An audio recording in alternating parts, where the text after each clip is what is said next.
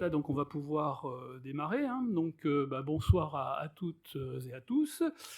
Donc, ce soir, l'association des Amis de la Cité de l'Espace, là, donc en partenariat avec l'Académie de l'air et de l'Espace et puis la 3AF Occitanie, donc, vous propose une conférence en duo.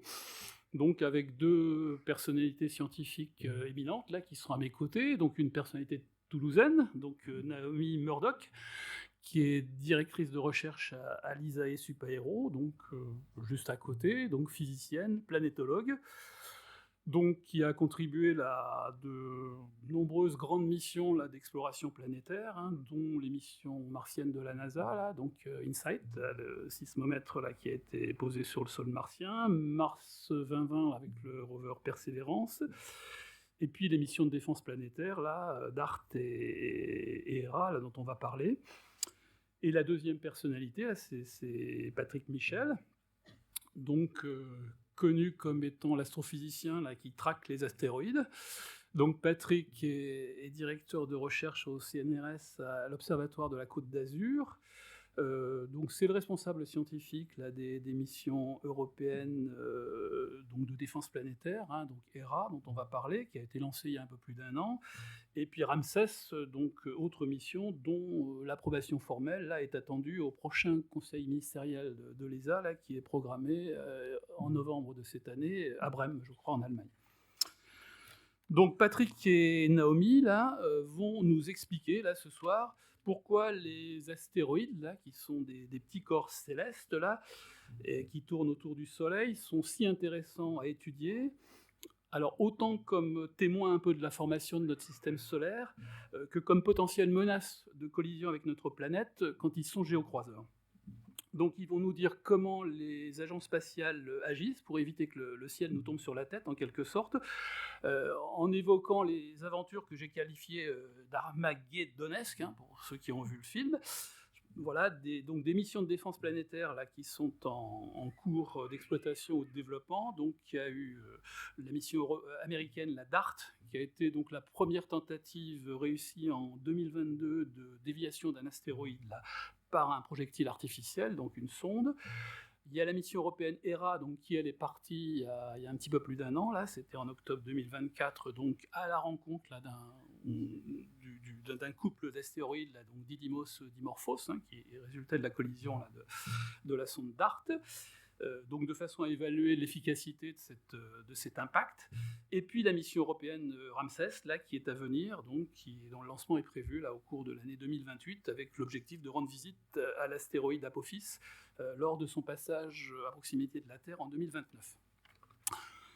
Donc Naomi, Patrick, un grand merci là, pour votre venue ce soir, donc en particulier Patrick qui est quand même venu spécialement de Nice là, pour cette conférence, donc vraiment je salue là, cette intention. Donc je vais vous céder la parole hein, pour un grand moment là, je pense, qui entre science, rêve, émotion et peut-être un peu peur, je ne sais pas, on va voir ça. J'en profite aussi pour remercier la Cité et la Régie là, qui fait toujours un travail remarquable là, lors de ces conférences. Donc voilà, merci à eux. Écoutez, bonne soirée à tous. Donc on va avoir à peu près 1 heure d'exposé, puis après il y aura un peu de temps pour des questions et réponses. Voilà, merci à vous.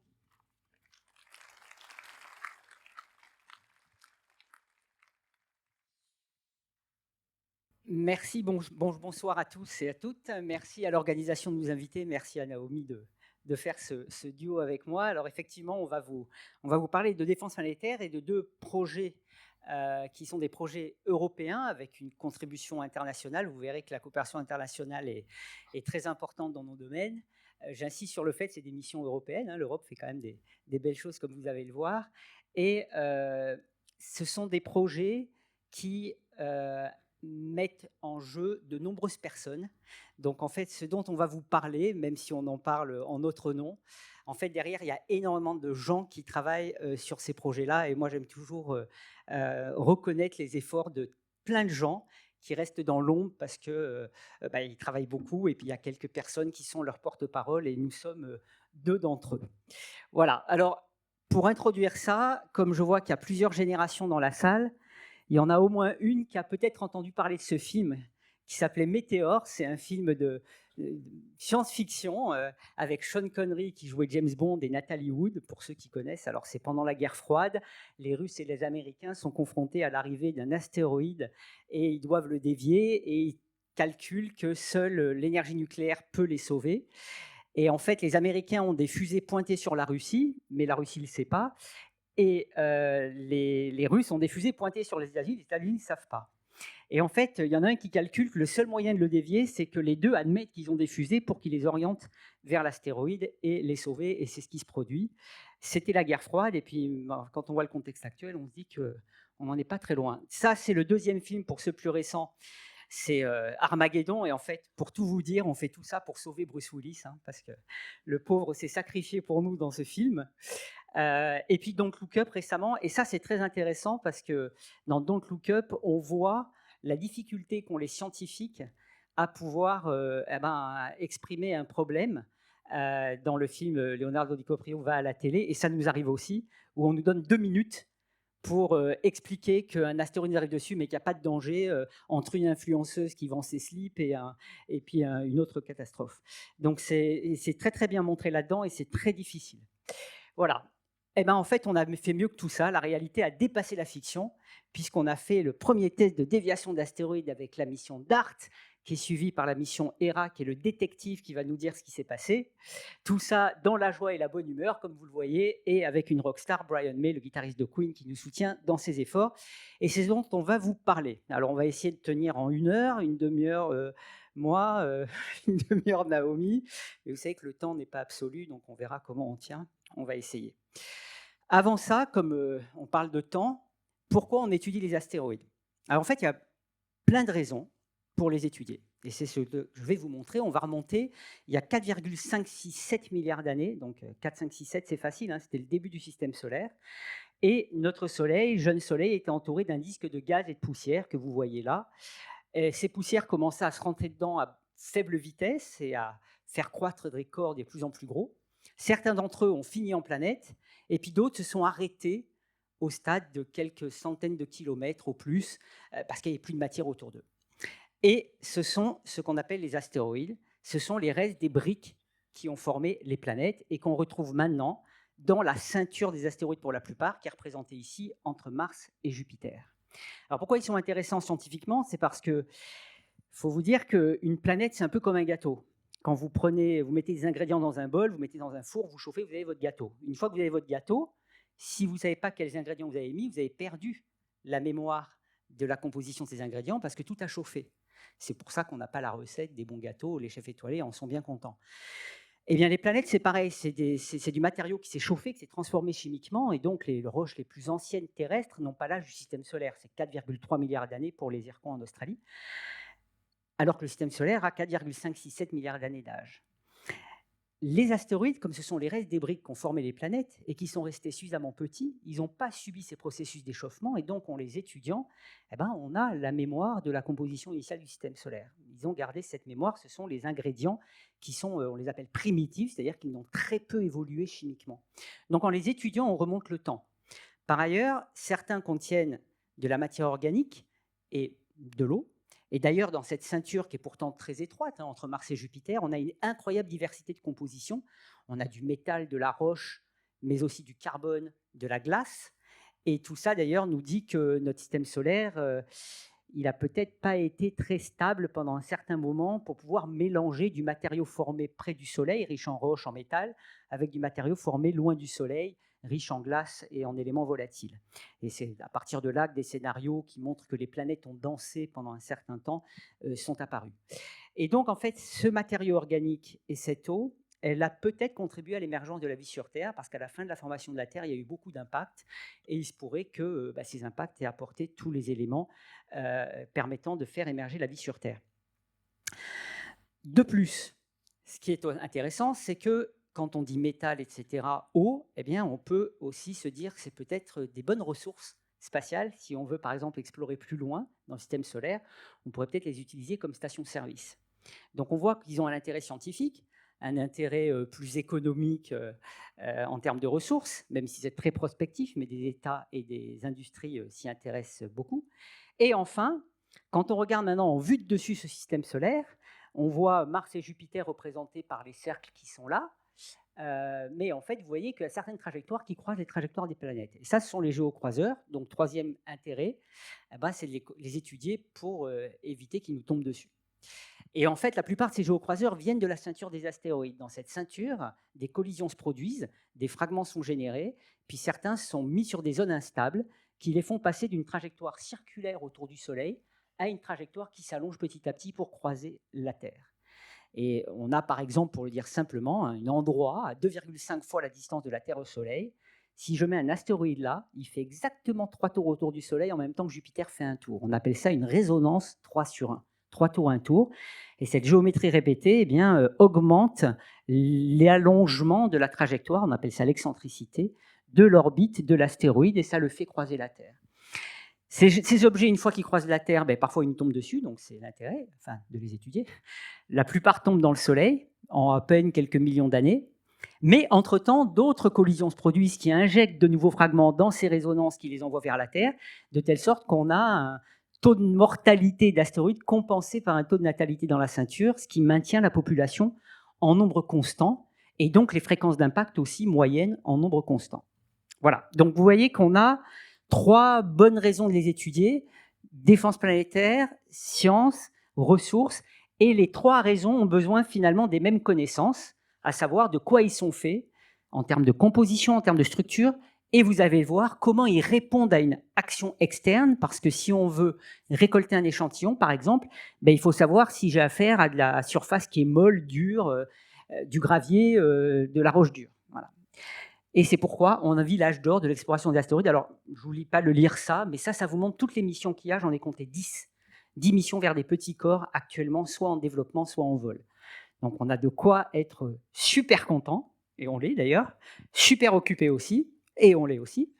Et vous voyez aussi que ça met en jeu des tas d'agences, puisque vous avez la NASA, la JAXA, qui est l'agence spatiale japonaise, les Émirats arabes unis, qui ont leur propre mission, qui va aller voir 7 astéroïdes, c'est génial, et évidemment l'agence spatiale chinoise avec un retour d'échantillons. Donc on vit vraiment un âge d'or, et c'est la raison pour laquelle en fait on a besoin des missions spatiales. C'est parce que quand on regarde à quoi ressemble un astéroïde depuis la Terre, finalement, ça ressemble à ce que vous voyez là, c'est-à-dire une espèce de traînée lumineuse. L'astéroïde bouge très vite sur la sphère céleste par rapport aux étoiles, et donc il laisse cette traînée, sachant qu'il n'émet pas sa propre lumière. Donc en fait, c'est des petits objets très loin qui ne font que réfléchir à la lumière du Soleil, donc c'est vraiment un signal qui est très faible. Et en dépit de ça, les astronomes qui observent avec les télescopes depuis la Terre arrivent à extraire quelques informations sommaire, mais quand même très utile. On a pu classer les astéroïdes dans différents types de compositions, on peut mesurer les périodes de rotation, certaines choses en tout cas, ce qui nous permet aussi de faire de la statistique, parce qu'on peut observer beaucoup de corps depuis la Terre. Mais si on s'intéresse à leur structure, aux propriétés de surface, tout ce qui est intéressant pour pouvoir les dévier ou en récolter un échantillon, par exemple, il faut aller les voir. Et depuis les années 90, la première mission, c'était une mission américaine qui s'appelait Galileo, qui a survolé 2 astéroïdes pour aller voir Jupiter, en fait. Ensuite, on a eu des missions de rendez-vous. Se sont révélés à nous, grâce aux images envoyées par les sondes, des petits mondes géologiques absolument incroyables, dont vous avez certains représentés ici. Tout de suite, vous remarquez des formes très différentes. On a des cigares, des cachalots, des toupies. On a même des astéroïdes doubles, voire triples. Et puis, sur un même objet, à droite, vous avez une incroyable diversité de structures géologiques qui vont d'avalanches à champs de roches, des roches de morphologie très différentes les unes des autres, des particules qui s'éjectent naturellement, des cratères. Et toutes ces structures, ces caractéristiques, en fait, sont le témoignage des processus que subissent les astéroïdes. Donc, on voit bien que pendant leurs évolutions, ils subissent des tas de processus. Et nous, on essaie de comprendre pourquoi est-ce qu'il y a une avalanche, le cratère, quelle taille de projectile. Et puis, on essaie aussi d'en déduire des informations sur la résistance de la surface. Parce que c'est ça qui nous intéresse pour préparer les missions de déviation, par exemple. Est-ce qu'on a affaire à du mou, à du dur, ou pour récolter un échantillon, quel outil? Est-ce qu'il me faut un marteau-piqueur? Bon, en même temps, avec la faible gravité, on ne tiendrait pas. Et on s'est aperçu, et je vais vous montrer 2 exemples, que sur la base simplement des images, on peut être trompé par les images quant à leur réaction si on les touche. Et ça vient en partie du fait que ces objets sont très petits, donc ils attirent peu. C'est sur la Terre, hein, je saute, il faudrait que j'aille à 11,18 km par seconde pour ne pas retomber. Sur un astéroïde comme Ryugu, là, il faut 20 cm par seconde. Prenez une règle, 20 cm, une seconde, c'est rien du tout. Donc là, quand je m'excite en vous parlant, je suis déjà en orbite. Tout ça fait que le comportement de la matière, soumis aux mêmes lois que sur Terre, est un peu différent. Alors voilà un exemple. Ça, c'est Ryugu qui a été échantillonné par la mission Hayabusa 2 de la JAXA, donc une toupie de 900 mètres de diamètre, incroyable, pleine de rochers, chose qu'on n'avait pas dit aux ingénieurs à qui on avait dit, rassurez-vous, on pourra se poser avec une précision de la navigation de 50 mètres, il y aura des plages toutes tranquilles, comme à Saint-Tropez, où je suis né, belle plage, et vous pourrez vous poser. Et puis quand on est arrivé, ben non, il n'y avait pas de plage, il y avait des rochers de partout. Et c'est là que, encore une fois, j'ai une grande reconnaissance pour les ingénieurs, parce que nous, les scientifiques, on leur donne des hypothèses, ils travaillent avec, et puis comme jusqu'à présent, on a toujours été surpris, donc on a eu faux, il a fallu qu'ils s'adaptent et qu'ils corrigent les stratégies de navigation pour augmenter les précisions à l'atterrissage, et ils ont réussi. Mais ce qui a été fabuleux, c'est cette expérience qui paraît assez folle quand on la voit avec la vidéo qu'a fait la JAXA. Donc en gros, la sonde, c'était le 5 avril 2019, est allée se mettre à 100 mètres de distance de l'astéroïde et a déployé cette petite boîte qui a explosé pour donner de l'énergie cinétique à un projectile de 2 kg qui a tapé à 2 km par seconde sur l'astéroïde. C'est quand même un truc de fou, hein. La sonde, elle déploie une boîte qui doit exploser. Déjà, vous dites ça à une agence spatiale normale, elle part en courant. Les Japonais sont un peu cow-boys, ils l'ont fait. Ça, c'est dans la salle. Alors, j'avoue que j'avais l'honneur d'être dans l'équipe de cet instrument, et vous voyez ici dans la salle d'opération au moment de l'expérience. Et là, c'est une trouille phénoménale, parce que le signal met 20 minutes pour revenir. Donc, vous avez du signal, puis vous vous dites, en fait, peut-être que la sonde, elle est déjà morte, mais elle nous envoie un signal d'il y a 20 minutes. Parce que vous voyez, elle doit déployer donc la petite boîte. La sonde doit s'écarter. Là, la boîte explose. Entre-temps, elle a déployé une petite caméra qui va observer l'explosion de la boîte et observer la formation du cratère. Et puis, la sonde va aller se mettre loin parce qu'il peut y avoir de la matière éjectée qui va l'endommager. Vous voyez un peu le genre d'opération de... Voilà.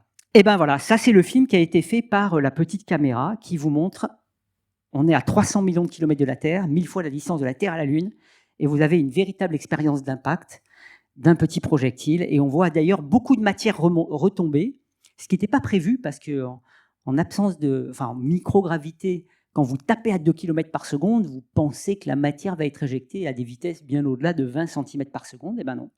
Donc première surprise, ça a été celle-là. Et la deuxième, c'est la taille du cratère, qui fait 17 mètres de diamètre, alors que nos simulations que vous avez à droite prédisaient plutôt 2-3 mètres, si la surface avait de la cohésion, donc était plutôt dure.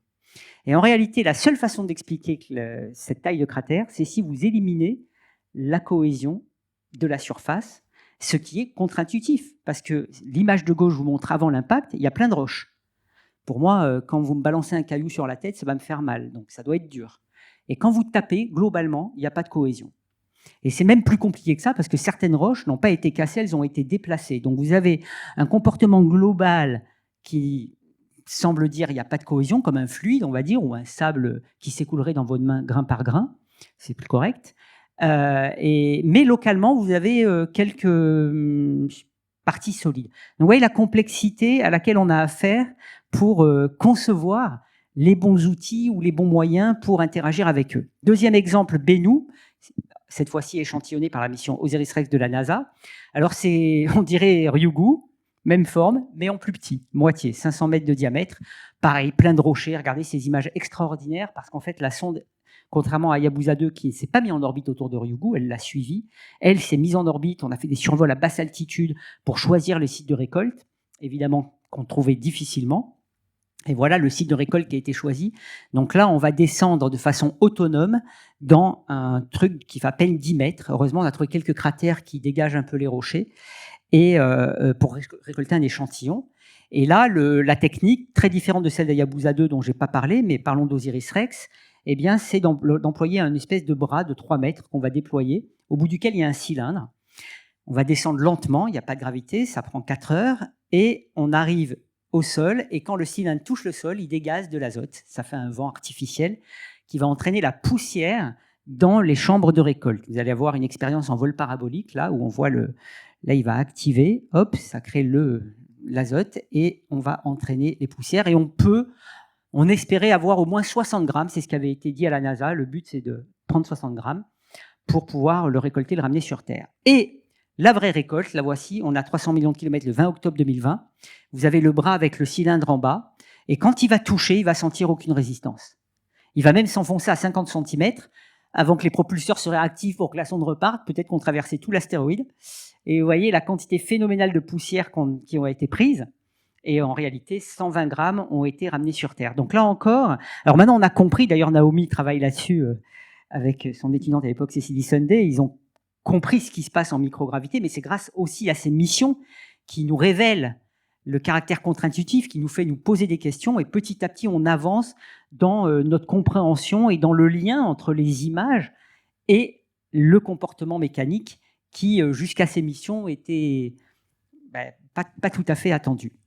Voilà, donc ça c'est la sonde, elle est revenue le 24 septembre 2023 avec un parachute qui s'est magnifiquement ouvert dans le désert de l'Utah, et des échantillons ont été récoltés, dont 1,5 mg, je crois maintenant à Toulouse d'ailleurs, à l'IRAP. Je crois que Sylvestre Maurice est dans la salle.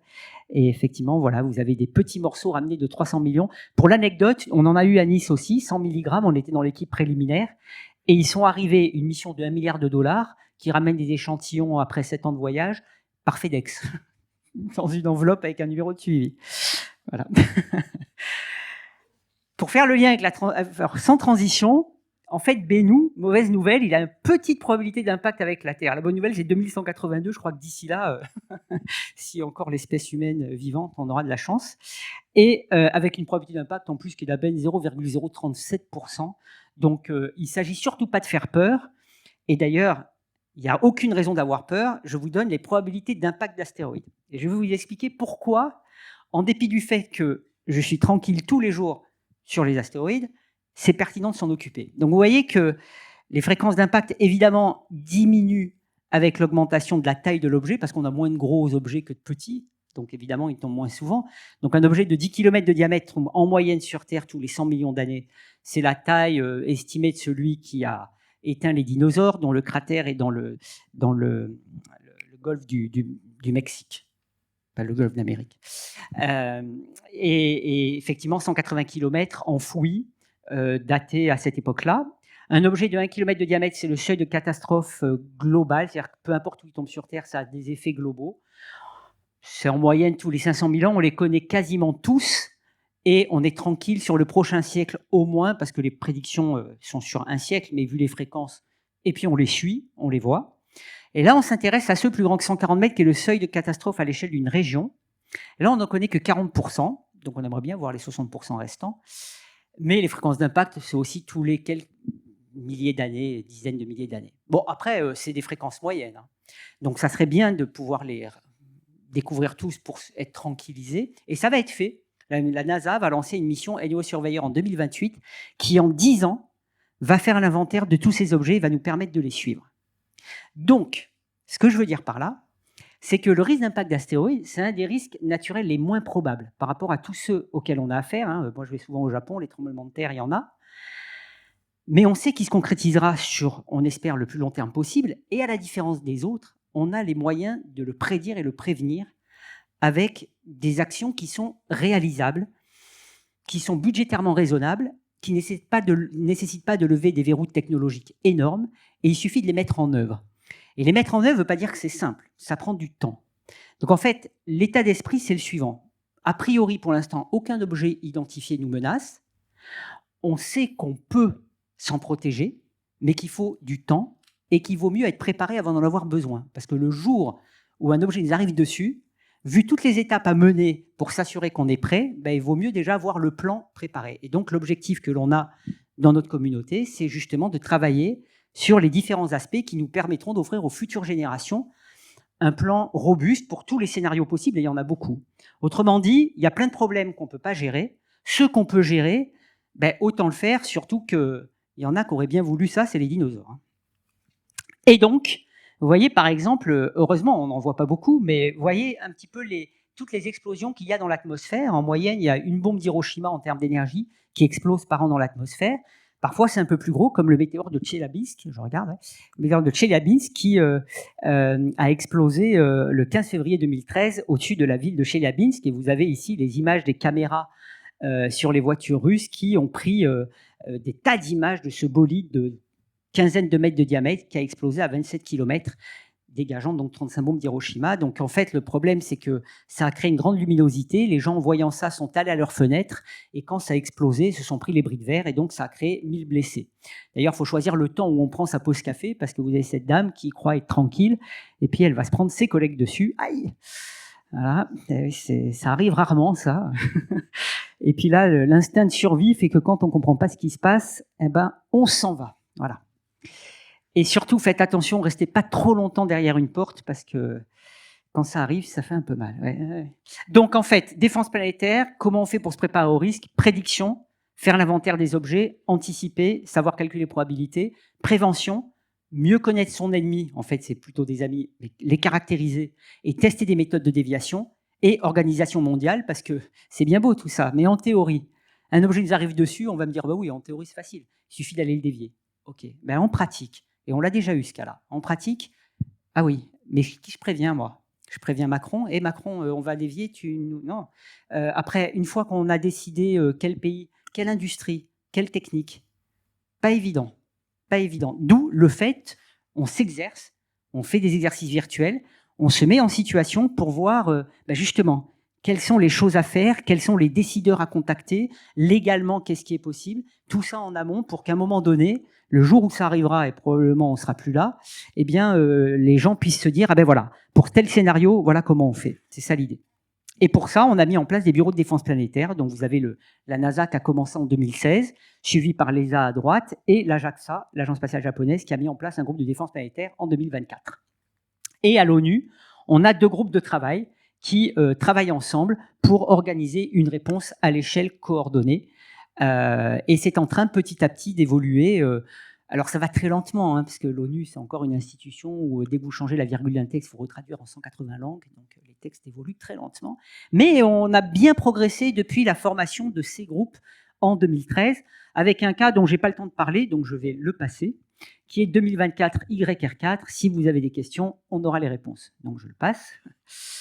Pour vous parler, d'en parallèle, ça c'était l'Organisation mondiale, je ne vais pas vous parler de la prédiction, j'ai dit à nos surveilleurs, on va parler de la prévention avec le premier test de déviation d'astéroïdes. Alors, je vais vous parler rapidement de DART et Naomi va vous parler d'ERA dans les détails et on va vous parler à la fin de Ramsès. Donc, l'idée, c'est d'envoyer une sonde pour taper sur la petite lune d'un astéroïde double. On a 15% des astéroïdes qui sont binaires, donc comme la Terre et la Lune, mais en petit.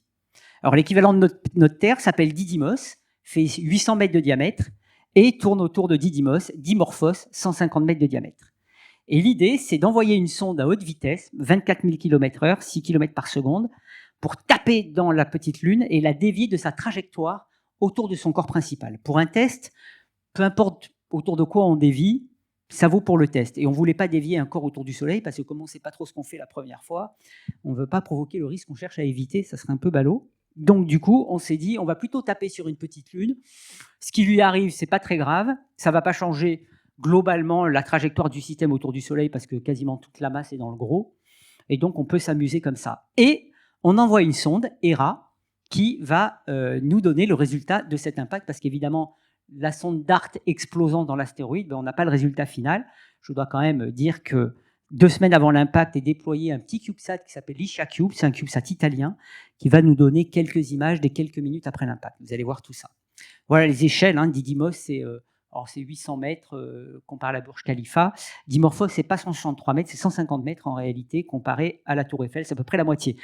Mais cette image est trompeuse parce que Dimorphos, cette forme, on n'avait aucune idée de la forme. Rappelez-vous, le petit point lumineux qu'on voit d'un astéroïde depuis la Terre.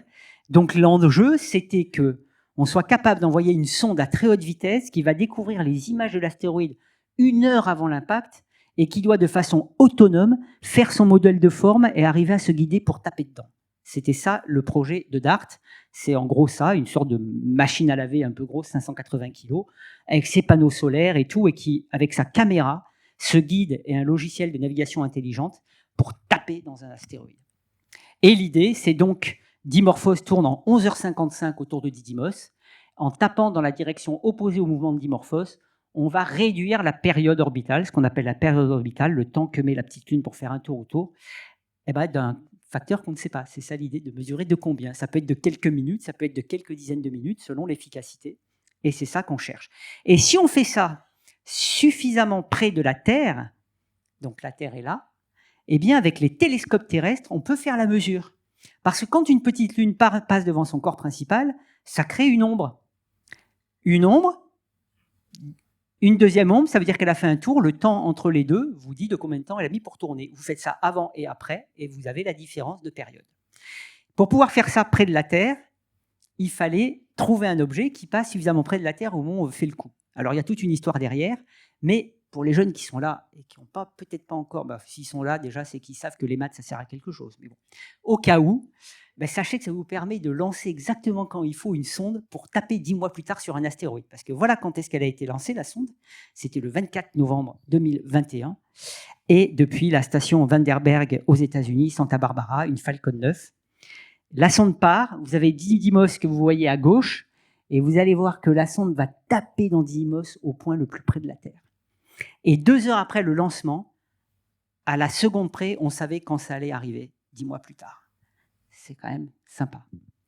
Et là, regardez, voilà. Donc, vraiment, c'est super. Et l'impact, donc, a lieu le 26 septembre 2022. Voilà la sonde. Earth Strikes Back. Là, c'est nous qui allons lutter. Et nous nous rendons, certains d'entre nous... Tu n'étais pas venu, Naomi ? Ah oui, c'est vrai. Ah, c'était au lancement, heureusement. À Applied Physics Lab, donc c'est du côté de Baltimore, où il y a le centre des opérations. Et puis tout est autonome à un moment donné, donc les gens sont dehors et on observe ce qui se passe. Et on reçoit les premières images, les premières... Ouais. Alors là, il faut que vous vous rendiez compte, vous avez travaillé pendant des années avec un modèle mathématique. Et ça vaut pour toutes les missions vers les petits corps. Hein. Comme on n'a jamais... On n'a que le point lumineux jusqu'à ce qu'on découvre les premières images. Quand on les reçoit, ces premières images, c'est incroyable. C'est d'autant plus incroyable qu'à chaque fois, ça ne correspond pas à ce qu'on attendait. À un tel point qu'on a l'impression que le ciel nous tombe sur la tête. Ça, c'est une image qui a été prise juste quand on a reçu l'image. Voilà, donc c'est un truc de fou. Et là, voilà le film de l'impact, où vous voyez la sonde s'approcher. Les petits cercles rouges, c'est là où elle se positionne, elle prend des points lumineux pour se repérer. Et l'idée, c'est qu'elle choisisse bien Dimorphos, qu'elle se case dessus. Et là, vous l'avez, il y a écrit Precision Locked en bas à gauche. Donc la précision est calée sur Dimorphos. Et on sait que c'est bon, ça va arriver. Et on n'a qu'à admirer, petit à petit, découvrir à quoi ressemble ce fameux Dimorphos. On dirait un citron. Alors évidemment, c'est accéléré, là. Hein. On a eu le temps, nous, de digérer ça. Et vous avez les grands rochers de surface que l'on voit. Et évidemment, la dernière image... elle explosait avant que ça arrive. Bon, alors on me demande souvent de montrer ce film parce qu'il y avait un documentaire qui a été filmé, ils m'ont demandé de filmer le moment où on découvrait. Et là, vous nous avez. Alors, si vous ne savez pas pourquoi on fait tout ça, c'est pour ça, pour ces moments-là, où là, on découvre tous... vous pouvez mettre plus fort. Hein. Voilà. Et là, à chaque nouvelle image, on découvre, et puis on ne sait plus où on est, on ne se sent plus. Bon, le ridicule ne tue pas, n'est-ce pas ? C'est ce qu'on dit. Et là, la dernière image qui arrive. Bon, il faut vous rendre compte que c'est historique. C'est la première fois dans l'humanité qu'on dévie un corps céleste de sa trajectoire. Donc, déjà, ça, c'est beau. Et puis, vous voyez le nombre de personnes impliquées, les jeunes, etc. Donc, c'est des moments... si on fait ça pour une chose, c'est pour ça. Voilà. Avec des gens qui ont travaillé pendant des vingtaines d'années là-dessus. Alors, il y a eu un documentaire que je vous recommande, qui est pas mal, je ne sais pas s'il est encore en replay, où on raconte toute cette histoire. C'est très bien filmé. Il y a Naomi dedans, il y a Yann Carnelli, qui est le manager de la mission, qui a vraiment été fondamental dans cette histoire. Quelques secondes après, on avait les observations depuis la Terre qui nous donnaient voilà, ceci. Donc, on a Didymos, dont la luminosité augmente au moment de l'impact parce qu'en fait, on émet beaucoup de poussière. Cette poussière est brillante. Et on s'est dit, là, on a pulvérisé Dimorphos. On a vraiment eu peur, sauf que heureusement non. Quelques jours plus tard, le télescope Hubble nous envoyait ces images magnifiques où on voit la poussière, 10 millions de tonnes de poussière émise, poussée par la pression de radiation solaire quand elle est centimétrique, qui s'étale sur des dizaines de milliers de kilomètres. L'image à droite, je crois qu'elle a été prise en mars, des mois après, en mars 2023. Incroyable, donc c'est vraiment magnifique. Et en fait, on ne sait pas dans quel état il est, parce que les dernières images qu'on a sont celles de droite, par le petit satellite italien LICIACube. En microgravité, tout est plus lent, donc un cratère, il peut mettre des heures à évoluer. Donc si vous n'avez pas un autre engin pour observer tout le phénomène pendant des heures, qui reste sur place, bah même en faisant passer un CubeSat quelques minutes après, c'est déjà pas mal. On voit comment ça s'éjecte, mais on ne sait pas dans quel état est Dimorphos. Est-ce qu'on a laissé un cratère? Est-ce qu'on l'a déformé? Tout ce qu'on a, c'est l'image avant. Et on sait que cette image avant, elle n'existe plus. Dimorphos a été transformé. Cratère, quelle taille, quelle profondeur, c'est ça qu'on doit reproduire dans les simulations numériques d'impact pour pouvoir après les utiliser pour d'autres scénarios. On n'a pas le résultat. De même, on sait qu'à droite, là où ça a explosé, ça n'existe plus. Et même à gauche, le binaire lui-même a été transformé. Le gros, il a dû recevoir plein de matériaux éjectés de Dimorphos. Donc peut-être qu'il ne ressemble plus à ça. Et ça, c'est extraordinaire parce que on a un gros suspense. On a fait des simulations qui disent que peut-être qu'on a complètement déformé Dimorphos. Ça, c'est des simulations numériques d'impact qui essaient de reproduire le peu de données qu'on a, mais on n'en sait rien. Et ça, je trouve que c'est extraordinaire parce que c'est la première fois qu'on a une mission qui a déjà des images du corps qu'elle va aller voir, mais elle sait déjà, avant d'y aller, que les images qu'elle obtiendra n'ont plus rien à voir avec celles qu'on avait avant parce qu'entre-temps, il y a eu un impact. Et la question, c'est qui est devenu Dimorphos ? Quelle est l'efficacité de tout ça? Et c'est là qu'arrive notre détective, Colombo. Vous savez, comme dans la série, on connaît le criminel au départ. Colombo, il arrive et puis il fait l'enquête. Il pense toujours à sa femme. Voilà. Et ben voilà. Ben ça, c'est un peu Héras. C'est notre inspecteur Colombo et qui va mener l'enquête. Et pour ça, et c'est la première fois, l'Agence spatiale européenne a développé une mission qui non seulement a un satellite principal, mais aussi 2 CubeSats dont Naomi va vous parler. Je précise simplement un petit historique. Tout ça a démarré il y a 20 ans. Donc, pour les jeunes qui sont là, sachez que tout ce qu'on vous montre, qui est une réussite extraordinaire, n'a pas été un chemin linéaire. Donc, il ne faut pas avoir peur de l'échec. Vous apprenez de vos échecs, vous rebondissez, parce que nous, on a ramé pendant des années avant d'y arriver. Tout a commencé en 2002. Donc, vous voyez des gens ici que vous ne reconnaissez plus, naturellement. Il y avait 6 missions à l'étude à l'ESA et on avait un comité de 6 experts qui ont recommandé une mission qui s'appelle Don Quichotte. Alors, vous voyez les études qui se sont intensifiées pendant quelques temps. Et cette mission Don Quichotte consiste à envoyer un projectile appelé Hidalgo. Alors, c'est du roman de Cervantes, Hidalgo. Et puis Sancho, Hidalgo donc, doit taper et Sancho doit mesurer l'effet. En gros, c'est Dart et Hera version 2003. Et c'est là d'ailleurs que Naomi est apparue. C'est une photo d'époque. Voilà, on s'est connus dans le cadre des études de Don Quichotte. Et pour la faire courte, depuis Don Quichotte, il y a eu plein d'études. Il y a eu un énorme échec en 2016, parce que comme ça, vous ne poserez pas la question, pourquoi après tout, on n'est pas parti avec Dart ? Pourquoi on fait ça 4 ans après? Alors même si rien ne change 4 ans après, le résultat qu'on va mesurer est le même que celui il y a 4 ans. Dans l'espace, tout évolue lentement. C'est parce qu'en 2016, les États membres de l'ESA n'ont pas voulu financer la mission pour qu'on parte en même temps. Et ça a été un moment, mais le plus... Alors j'ai écrit un livre chez Odile Jacob où je raconte ces histoires. Si vous voulez le lire en détail, toute l'histoire, ça vous montrera qu'on peut se planter violemment avant de finalement rebondir, si on accepte de se planter, d'en tirer des leçons et de ne pas se décourager. Voilà. Donc, dans la vie, si vous êtes sûr de ce que vous voulez faire, lancez-vous. Après, il arrivera ce qui arrivera, mais c'est une expérience extrêmement enrichissante, vous apprendrez beaucoup. Et donc, fort de cet apprentissage, finalement, on a réussi à avoir nos 2 missions, dont maintenant Naomi va nous parler, puisque c'est en 2019 au Conseil ministériel de l'ESA que la mission Hera a été approuvée et a été développée en seulement 4 ans pour être lancée en 2024. Merci Patrick. Je vais juste prendre le télécommande. Ah oui. Merci. Bonjour tout le monde. Donc, je vais faire un petit tour maintenant sur la mission Hera et le développement de la mission Hera. Donc déjà, la mission, comme disait Patrick, a été lancée en octobre 2024. Les grandes étapes, on a fait un survol de Mars, dont je vais parler après, en mars cette année. Et maintenant, on est sur le chemin pour aller vers l'astéroïde Didymos, cet astéroïde binaire. Et une fois arrivé, on va caractériser la surface, comprendre ce qui s'est passé pendant l'impact DART et déployer 2 petits CubeSats qui vont nous aider. Donc, ce sera la première mission de rendez-vous avec un astéroïde double. Ce sera aussi la première mission de mesure de structure interne de l'astéroïde, parce qu'il y a un radar à bord. On va pouvoir faire la mesure de qu'est-ce qui s'est passé pendant cet impact, mais à l'échelle réelle, et explorer avec ces 2 petits CubeSats dans l'espace lointain. Donc, quelques historiques sur la mission. Donc, comme Patrick disait, la mission était acceptée en 2019 et après lancée en 2024. Donc, ça voudrait dire que l'ESA avait 4 ans pour fabriquer cette mission. D'habitude, ça prend beaucoup plus longtemps, 10, 20, 15 ans. Donc là, c'était un vrai défi pour l'ESA. Donc, vous voyez sur ces animations, sur tous les différentes parties de ERA, là où je voulais vous attirer votre attention, c'est sur tous les drapeaux. En fait, il y avait 18 pays en Europe différents, impliqués à différents niveaux sur cette plateforme.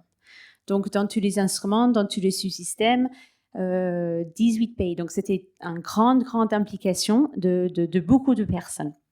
Voilà. Donc, ça, c'est toute la plateforme. Après, ce que vous avez, donc, la satellite. Donc, ça, c'est ce qui nous permet, de satellite, de faire le lien entre avec CubeSat et ERA.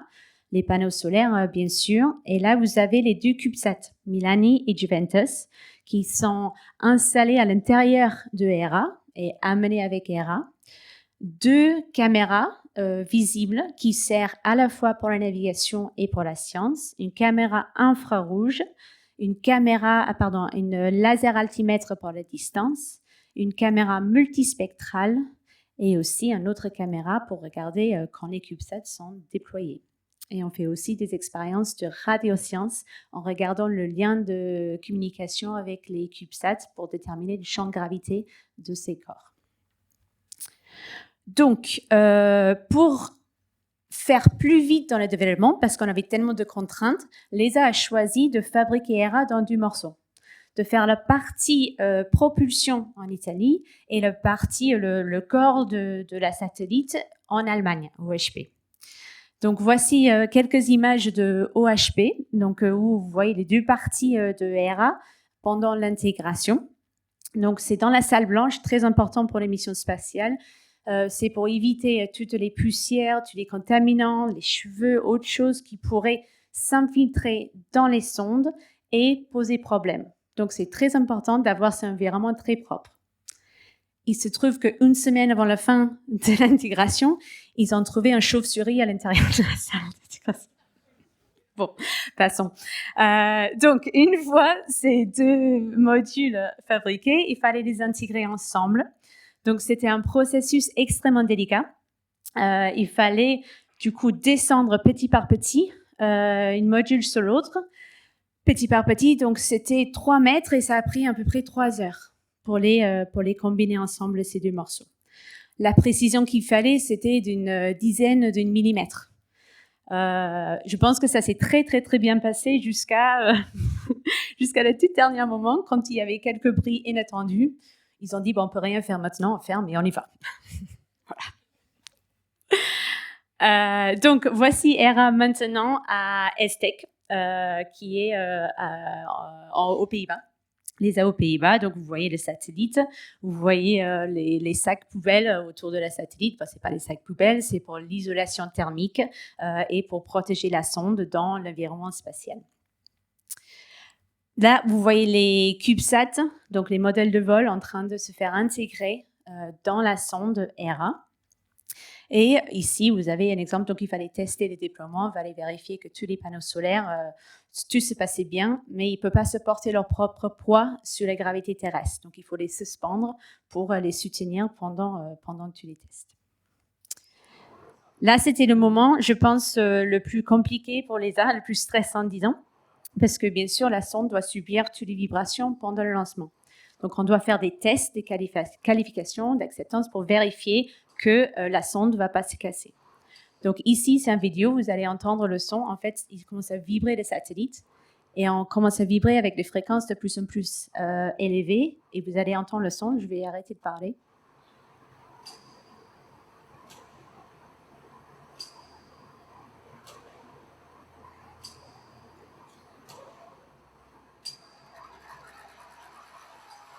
Là, c'est les panneaux solaires qui commencent à vibrer.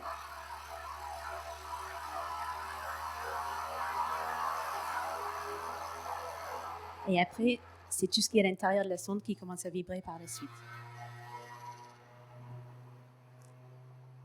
Donc, c'est vraiment un moment critique pour une sonde pour vérifier qu'on peut subir ces vibrations, parce que si on ne peut pas, on ne peut pas se lancer. Voilà. Mais tout s'est bien passé. Il y avait des tests de compatibilité électromagnétique, donc pour vérifier la communication entre les CubeSats et la sonde mère. Et en total, on a 11 instruments sur ERA, tout intégré, plus l'expérience de radiosciences qui se fait avec les antennes. Donc, une fois intégrée, la sonde était transportée à Cologne. Et à Cologne, c'était embarqué dans un avion. Ensuite, direction la Floride. Donc, on s'est lancé sur un Falcon 9 de Cape Canaveral. Donc là, vous voyez l'arrivée de ERA sous la pluie en Floride.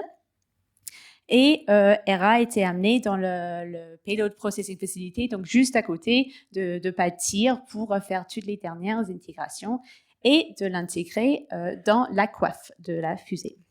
Donc, voici les toutes dernières images que nous avons de ERA avant le lancement, donc intégrée dans la coiffe. La coiffe était transportée sur le pas de tir et après, il fallait se lancer. Mais ce n'est pas si simple que ça. Donc, je disais, on se lançait sur un Falcon 9. On devait se lancer le 7 octobre. Mais dans les mois précédents, il y avait beaucoup de problèmes. Donc, déjà, le 12 juillet, en fait, il y avait un échec de Falcon 9 et Starlight a perdu tous leurs satellites.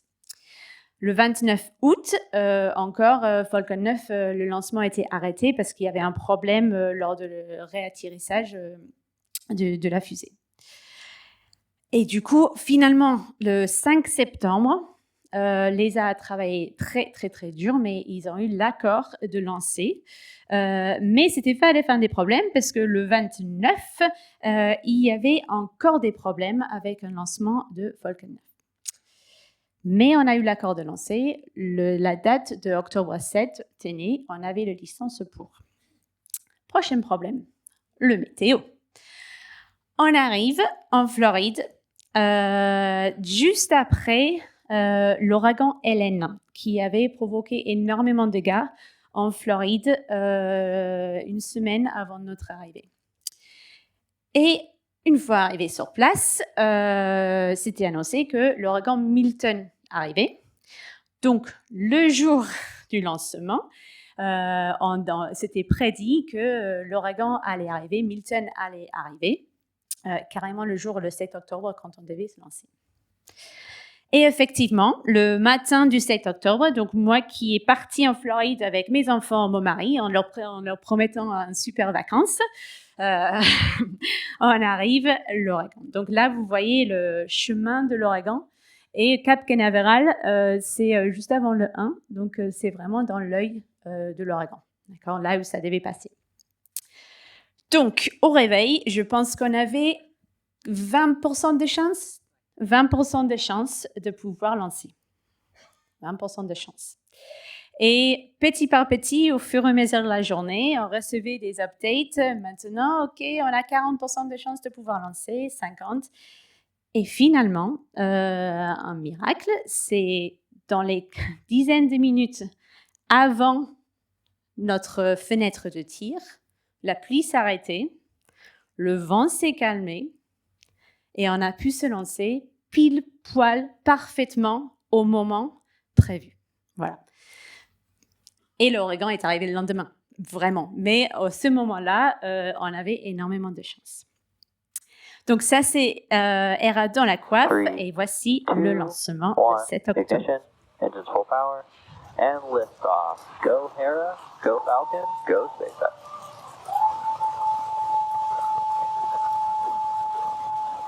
Vehicle is pitching downrange. Stage 1 propulsion is nominal.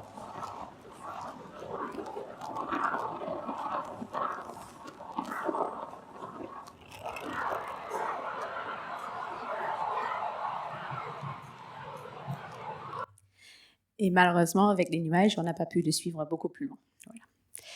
Et les prochaines images, et les dernières images que nous avons d'Hera aujourd'hui, c'était quand Hera était éjectée de la Vulcan 9, donc dans l'espace. Et c'est des images quand on a envoyé Hera tout seul dans l'espace lointain. Et vous voyez derrière, il y a la Terre qui commence à apparaître dans les images aussi. Donc, avant le déploiement des CubeSats, c'est la dernière image que nous avons de notre petite Hera. Donc, beaucoup d'émotions, surtout de certains d'entre nous, pendant le lancement. Et du coup, c'était vraiment un grand moment de bonheur de le voir lancer et surtout de recevoir les premières télécommandes pour montrer que Hera avait survécu le lancement, déployé bien et commençait à communiquer avec nous. Et voici le first light, les premières images prises de Hera. Cette fois-ci, donc vous voyez la Terre. C'était important, très important de prendre ces images.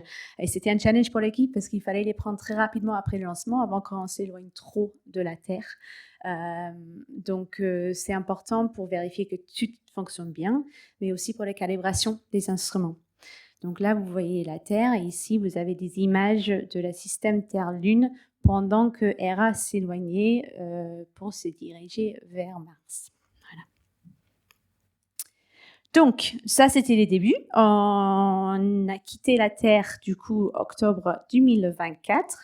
Il y avait quelques manœuvres après, et novembre, et après, c'était direction Mars. Donc, on a fait un survol de Mars, donc pour utiliser l'attraction gravitationnelle de Mars pour gagner en énergie et nous faire aller accélérer pour aller plus vite, pour atteindre Didymos plus rapidement. Et pendant ce survol, je pense que l'équipe opération à l'ESOC avait fait une grande erreur de demander aux scientifiques, dont Patrick, vous voulez faire de la science, le passage ? Oui. Donc, au lieu de juste faire un survol simple de la planète Mars, on a dit, en fait, Mars a deux lunes, est-ce qu'on ne peut pas essayer de les observer pendant qu'on passe avec Hera? Donc, les lunes de Mars, il y a Phobos, qui est à peu près 11 km en taille, qui est à 6000 km de Mars. C'est un corps qui est en train de spiraler vers Mars, en fait. Et si on attend assez longtemps dans l'avenir, ça va finir par s'approcher de plus en plus de Mars. Et Deimos, l'autre lune de Mars, donc c'est 15 km un peu plus grande, à 24 000 km de Mars, c'est en train de faire l'opposé, de s'éloigner de Mars. Et c'est une grande question en planétologie, c'est d'où viennent ces lunes ? Pourquoi elles sont là tous les deux et pourquoi ils ont des caractéristiques similaires, différentes, des orbites similaires et différentes, etc. Donc, le plan, c'était d'arriver avec la sonde Hera, regarder Mars, mais faire en sorte qu'on peut imager les lunes aussi.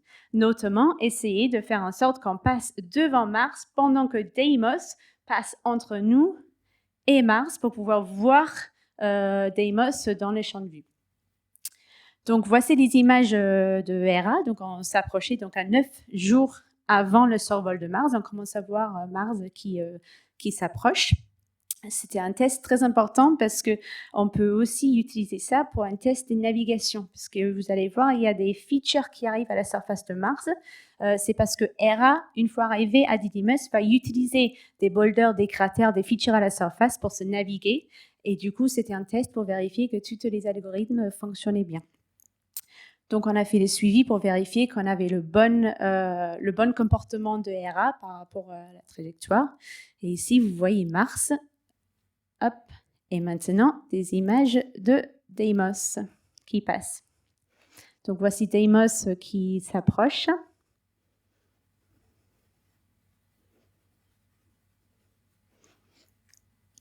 Petit par petit. Et du coup, c'est très lumineux. Pour l'instant, il fallait choisir des paramètres des caméras. Donc, on a dû choisir pour bien voir Mars. Mais les conséquences, c'était qu'on voyait moins bien la surface de Deimos et de Phobos. Et là, vous voyez Deimos qui passe devant la planète Mars. Et vous voyez les images que Patrick montrait tout à l'heure, des astéroïdes, Ryugu, Bennu, etc. En fait, on ne le voit pas dans les images, mais ils sont très, très, très sombres. Et je trouve qu'on le voit très bien dans ces images, à quel point Phobos est sombre, c'est un albédo, ça réfléchit très peu de lumière du Soleil. Donc, c'est difficile d'observer ces objets.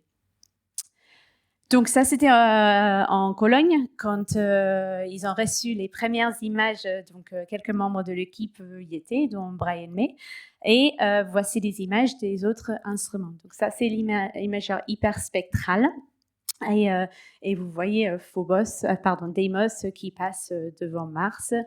On a aussi l'imageur thermique, donc ça nous donne une indication de la température de surface. Donc vous voyez Mars derrière qui est plus froid, surtout vers les pôles, et vous voyez Deimos qui passe devant, qui est beaucoup plus brillant, indiquant que c'est beaucoup plus chaud.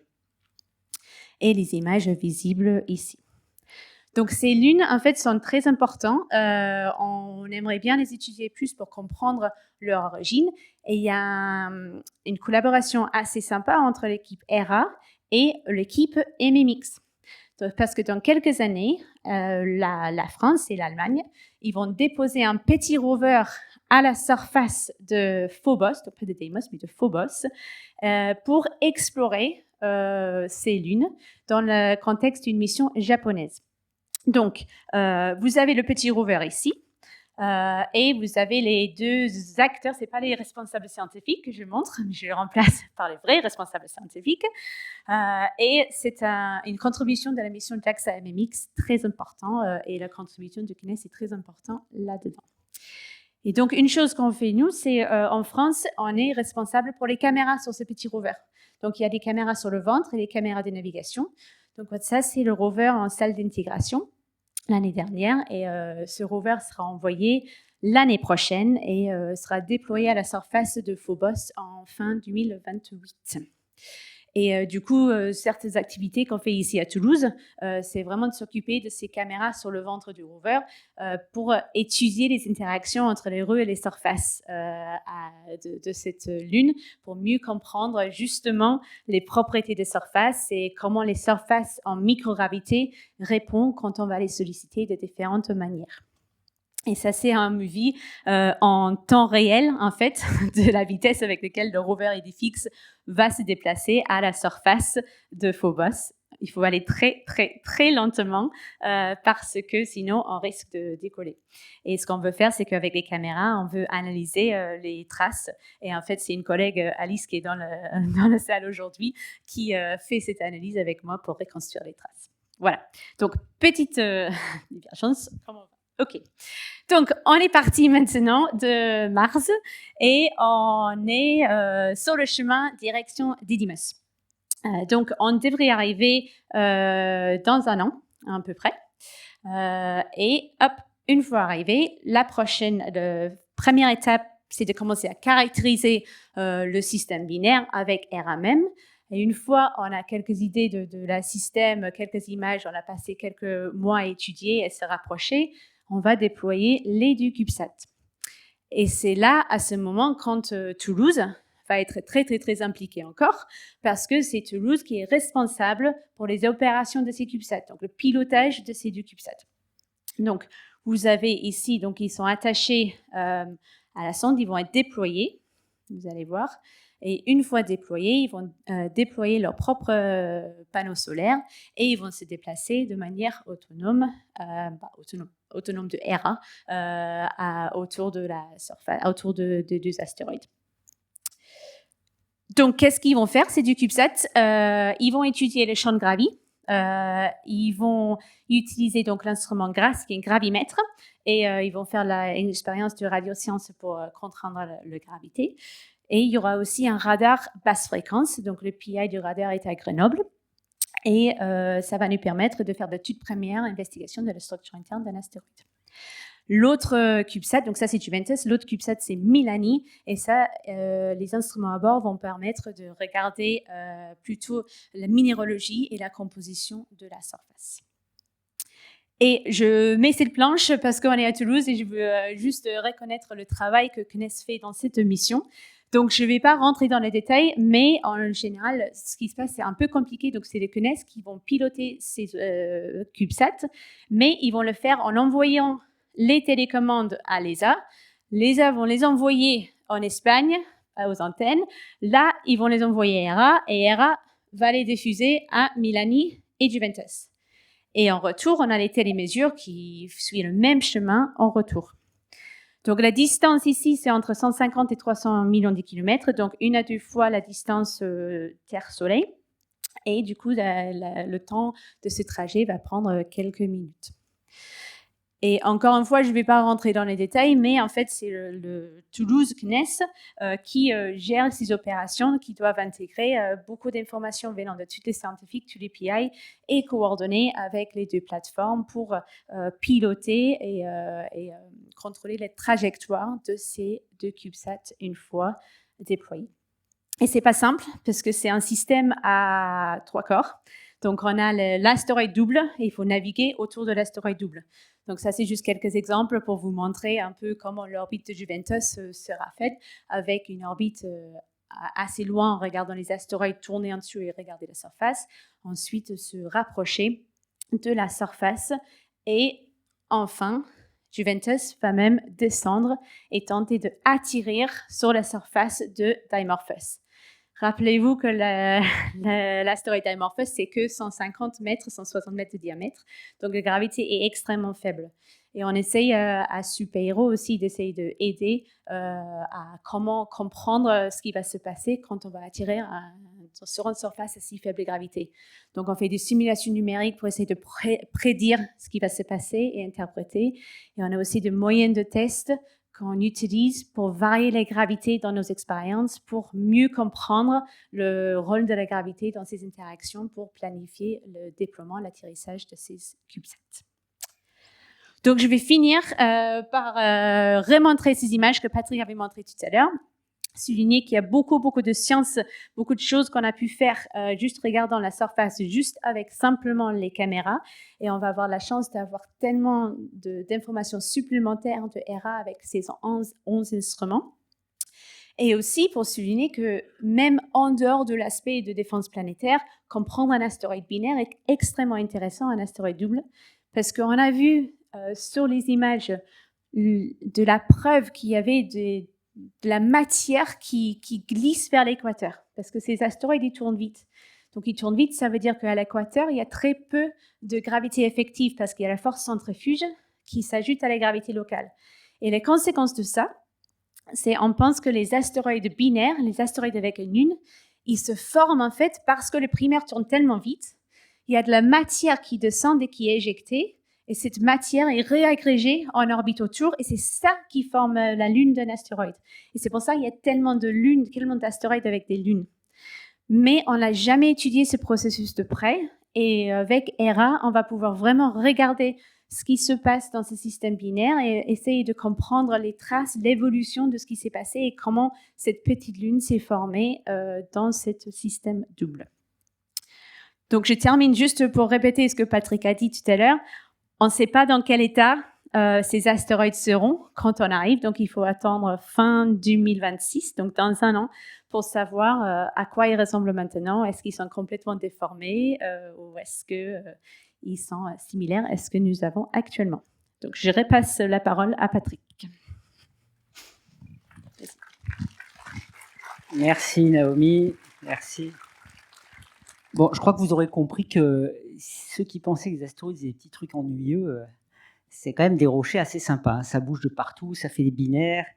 Voilà. Et donc, et ce qui est fabuleux aussi, vous avez pu voir la complexité de la mission ERA quand même, avec toutes ces opérations, a été, on le rappelle, développée en 4 ans, parce que le contrat a été signé en fait avec l'industrie fin 2020, approuvé 2019, mais signé fin 2020.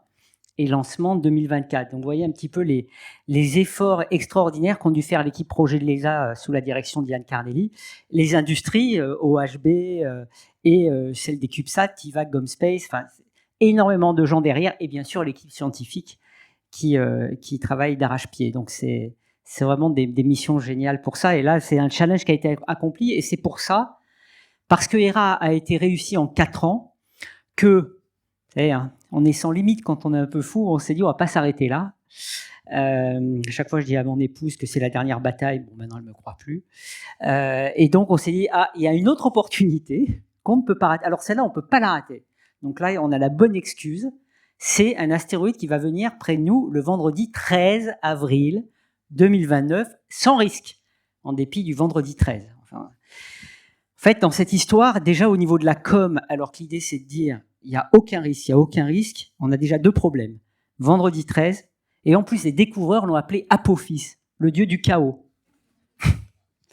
On ne se rend pas la tâche facile. En fait, il a été découvert en 2004, et lorsqu'il a été découvert, il a une probabilité d'impact avec la Terre pour 2029 qui était de 2,7% au moment de la découverte, ce qui était élevé. Et c'est là qu'on s'est dit, c'est la première fois qu'on s'est dit, mais qui on prévient ?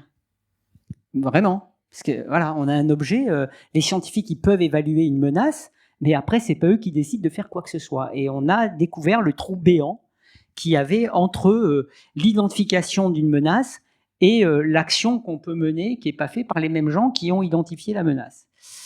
Et parler aux politiciens de ce genre de choses, c'est un challenge plus dur que de faire passer une mission spatiale, d'où le fait qu'on y travaille. Tout ça pour dire que cet objet-là va venir voir nous, mais va nous rater, parce que les observations qu'on a fait après 2004 ont écarté définitivement le risque d'impact avec la Terre en 2029. Bon, il y en avait un autre en 2036 qu'on a écarté, puis 2044, enfin, je suis en train d'écrire un 2e livre que vous lirez, qui vous raconte toute cette histoire d'Apophis. Mais la clé, c'est qu'il va passer à 32 000 km de la Terre, donc à l'intérieur de l'orbite des satellites géosynchrones, et faisant entre 300 et 400 mètres de diamètre, on verra sa lumière à l'œil nu depuis Toulouse.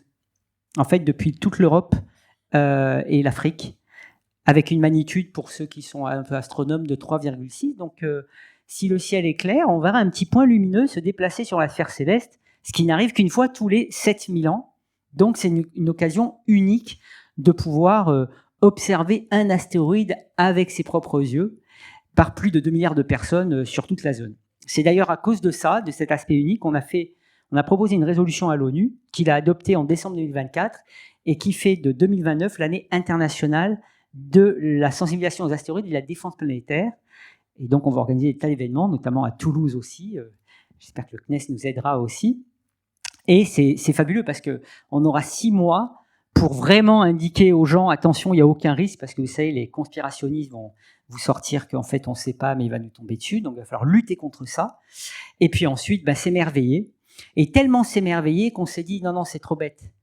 Encore une fois, le passage entre le point lumineux et l'image de l'astéroïde est un tel moment d'émotion, et on apprend tellement qu'on s'est dit, mais là, on a une occasion extraordinaire, si on arrive à monter une mission, de pouvoir faire profiter à 2 milliards de personnes qui verront la lumière à l'œil nu d'un astéroïde des vraies images, si on arrive à envoyer une sonde qui les transmet en direct au même moment. Vous imaginez, vous êtes là à Toulouse, place Capitole, vous regardez, et puis sur vos écrans, vous avez les vraies images telles qu'on les voit. C'est un moment extra. Et c'est pourquoi nous avons commencé avec l'Agence spatiale européenne à développer cette mission Ramsès, qui, d'où le lien avec Hera, repose sur la même plateforme qu'Hera, adaptée au cas d'Apophis, pour pouvoir aller vite, puisqu'on a démontré qu'on était capable de développer en 4 ans une mission avec 2 CubeSats. On reprend la même plateforme, la même architecture, et on doit pouvoir le refaire en à peu près la même échelle de temps.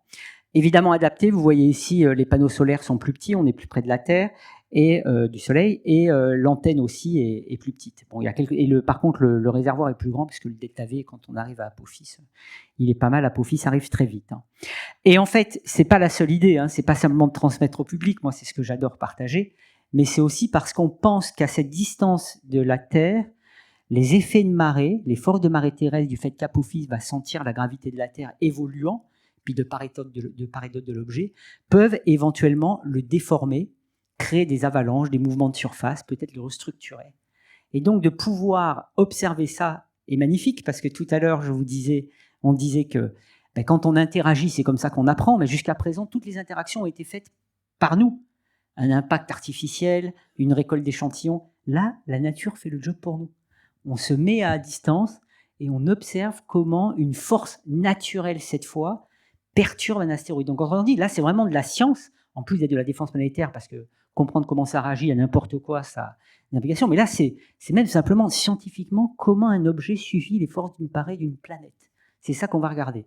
Et donc, on a une série d'instruments. Alors, je ne vais pas rentrer, ne lisez pas tout ça, mais en gros, on a 2 CubeSats, c'est surtout ça dont je vais vous parler, parce qu'il y en a un qui va à nouveau avoir un radar pour sonder l'intérieur, et un autre qui va se poser, qui a un sismomètre, pour pouvoir mesurer comment les ondes sismiques se propagent lors du passage d'Apophis, les forces de marée qui vont le faire vibrer. Et c'est en fait ces 2 façons de mesurer la structure interne. Le sondage radar, on envoie des ondes radio, on voit comment elles se réfléchissent, ça nous donne le degré d'hétérogénéité, on mesure ce qu'on appelle les propriétés diélectriques, la permittivité, enfin, termes techniques. Et les sismomètres, ils mesurent comment les ondes sismiques se propagent, et ça nous renseigne aussi sur la structure interne. Et en combinant les 2 données, qui ont chacune leur propre dégénérescence, comme on dit, incertitude, et bien évidemment, on enrichit la fiabilité de la structure interne. Et ça, c'est l'expertise française. C'est vraiment on voit dans cette mission qu'on fait fructifier cette expertise française en structure interne. On est les seuls. Hein. C'est la première radar qui sonde un astéroïde, il est français, à Grenoble, à la ERIC, sur Hera, Ramsès, et on a des décennies de sismologie terrestre, lunaire, même martienne. On ne l'a jamais fait sur un astéroïde. Donc ça va être un truc extraordinaire. Et d'ailleurs, j'ai l'honneur d'avoir la responsable scientifique du sismomètre ici. C'est pas que pour ça que j'en ai dit du bien, c'est parce que c'est vraiment un super instrument. Tu nous en dis 2 mots, Naomi ? Oui, bien sûr. Donc, comme Patrick dit, on a de la chance, on n'a jamais fait de la sismologie sur un astéroïde. On l'a fait sur plein d'autres endroits dans le système solaire, et d'ailleurs, le CNES a été très impliqué dans les super résultats qu'on a eus avec la mission InSight, et aussi sont en train de préparer le retour avec les sismomètres sur la Lune, et c'est une opportunité unique pour nous de pouvoir faire le premier sismomètre astéroïde de tout le monde et de le poser sur cet astéroïde Apophis pour pouvoir mesurer en direct qu'est-ce qui se passe quand on passe près de la Terre, parce qu'on pense que les forces de marée vont générer des séismes à l'intérieur de l'astéroïde. Donc on peut l'utiliser, comme Patrick dit, pour étudier la structure interne. Donc c'est un instrument qu'on développe à l'ISAE Super-Héros avec le fort soutien du CNES. Merci d'ailleurs. Et du coup, on est en train de le préparer actuellement pour la mission Ramsès. Ouais, je tiens à dire, là, vous avez des équipes top au CNES. Hein, le CNES à côté, les équipes projets, aussi bien le rover MMX IDFX qu'ils ont développé en quelques années, en pleine pandémie. C'était incroyable. Des gens exceptionnels. Et puis pareil, dans Hera et Ramsès, voilà, localement, là, vous êtes au top. Et, bon, il y a le CNES. Bon, évidemment, il y a beaucoup d'Européens, l'Italie contribue énormément, suivi de l'Allemagne, la France un peu derrière. Et on a le Japon qui devient un vrai partenaire de cette mission, puisque à Sydney, il y a 2 semaines, eh bien, le Japon a annoncé, la JAXA, l'Agence spatiale japonaise, qu'elle avait demandé le financement à son gouvernement pour offrir le lanceur. Quand même, lanceur H3, c'est son gros lanceur, qui doit lancer non seulement Ramsès, mais aussi une autre mission japonaise qui s'appelle Destiny+, qui doit aller survoler Phaéton. Phaéton, c'est l'astéroïde qui est à l'origine d'un courant de météores bien connu, les Géminides. Et donc, ils veulent aller voir Phaéton, mais comme on lance Ramsès et Destiny+ en même temps, eh bien Destiny+ va faire un survol d'Apophis quelques jours avant Ramsès, ce qui va un petit peu nous préparer psychologiquement à ce qu'on va voir. C'est toujours bon d'arriver en sachant s'il y a un petit truc qui tourne autour, par exemple, ou quoi que ce soit. Et donc, ça, c'était à l'IAC. Il y a un fort engagement de la JAXA, et en fait, les États membres qui contribuent sont extrêmement motivés par cette mission, qui doit finalement être approuvée formellement au Conseil ministériel de l'ESA fin novembre, sachant qu'un préfinancement a été donné en 2024 de plusieurs dizaines de millions d'euros pour commencer, parce que pour lancer en 2028, on ne l'a pas dit, mais on lance en 2028, en avril-mai, pour arriver en février 2029, mesurer les propriétés d'Apophis avant la rencontre et voir comment elles évoluent pendant la rencontre. Il fallait commencer dès l'année dernière. Donc la mission est en plein développement et on attend après l'approbation formelle pour pouvoir faire sauter le champagne, j'allais dire. Et c'est en fait comme ça qu'on fait ces missions. Donc vous avez une coopération internationale en dépit d'un contexte géopolitique qu'on voit très compliqué. Les scientifiques continuent à travailler ensemble. Là, c'est vraiment un message personnel. Je pense qu'indépendamment de tout, le dernier lien qui doit être rompu, celui entre les scientifiques, doit d'ailleurs jamais être rompu, parce que c'est comme ça qu'on peut arriver peut-être à la paix à un moment donné. Si celui-là se casse aussi, je ne sais plus quoi croire. Et donc, on continue à travailler tous ensemble. On a Pour DART et Hera, la NASA est arrivée la première, l'Agence spatiale européenne arrive pour constater les dégâts. Dans le cas de Ramsès et de Apophis, c'est les Japonais et les Européens qui arrivent d'abord. Et puis peut-être, après, la mission Osiris-Rex Apex, je dis après, je suis positif, c'est la mission Osiris-Rex qui a développé, vous savez, qui a ramené des échantillons dont je vous ai parlé tout à l'heure. En fait, la sonde est repartie. Et pour aller rejoindre Apophis, vous voyez, l'intérêt international pour cet objet, évidemment, ça arrive qu'une fois tous les 7000 ans. Mais elle arrivera après la rencontre. Elle permettra pendant 10 mois de mesurer comment les effets peuvent continuer à long terme. Et puis elle va même, parce que comme je vous dis, toute occasion d'interagir est bonne à prendre, elle veut s'approcher et activer les propulseurs pour voir comment la surface évolue. Donc on risque d'avoir un moment où on a au moins 2 missions ensemble sur l'astéroïde. Et on est en train d'ailleurs de se coordonner pour voir quel truc un peu fun on pourrait faire ensemble. Alors, je ne vous dévoile rien, on n'a pas encore décidé, mais on pourrait imaginer que Osiris Apex observe Ramsès s'approcher et faire joujou avec Apophis, ou vice-versa. Donc, en plus du spectacle d'Apophis lui-même, on risque d'avoir un spectacle de coopération internationale magnifique, voilà, pour cette mission, et puis pour d'autres à venir, j'espère. Et on va terminer là-dessus. Je remercie Naomi de m'avoir accompagné pour ce duo, et puis pour beaucoup de temps, c'est une personne super. Et bien sûr, le CNES pour tous les efforts qu'il fait pour accompagner nos missions et puis vous pour nous avoir écoutés. Merci beaucoup.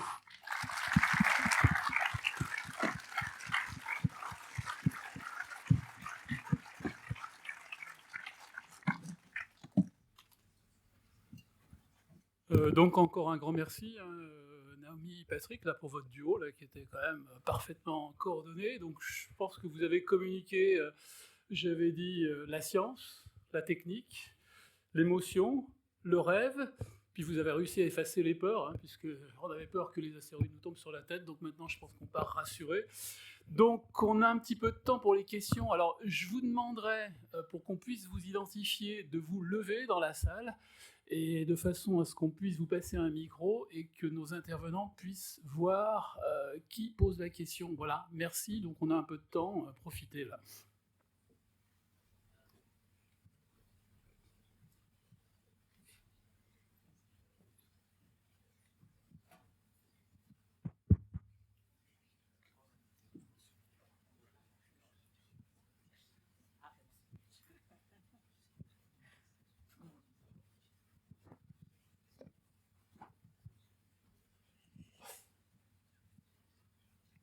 Bonsoir, merci pour cette magnifique conférence.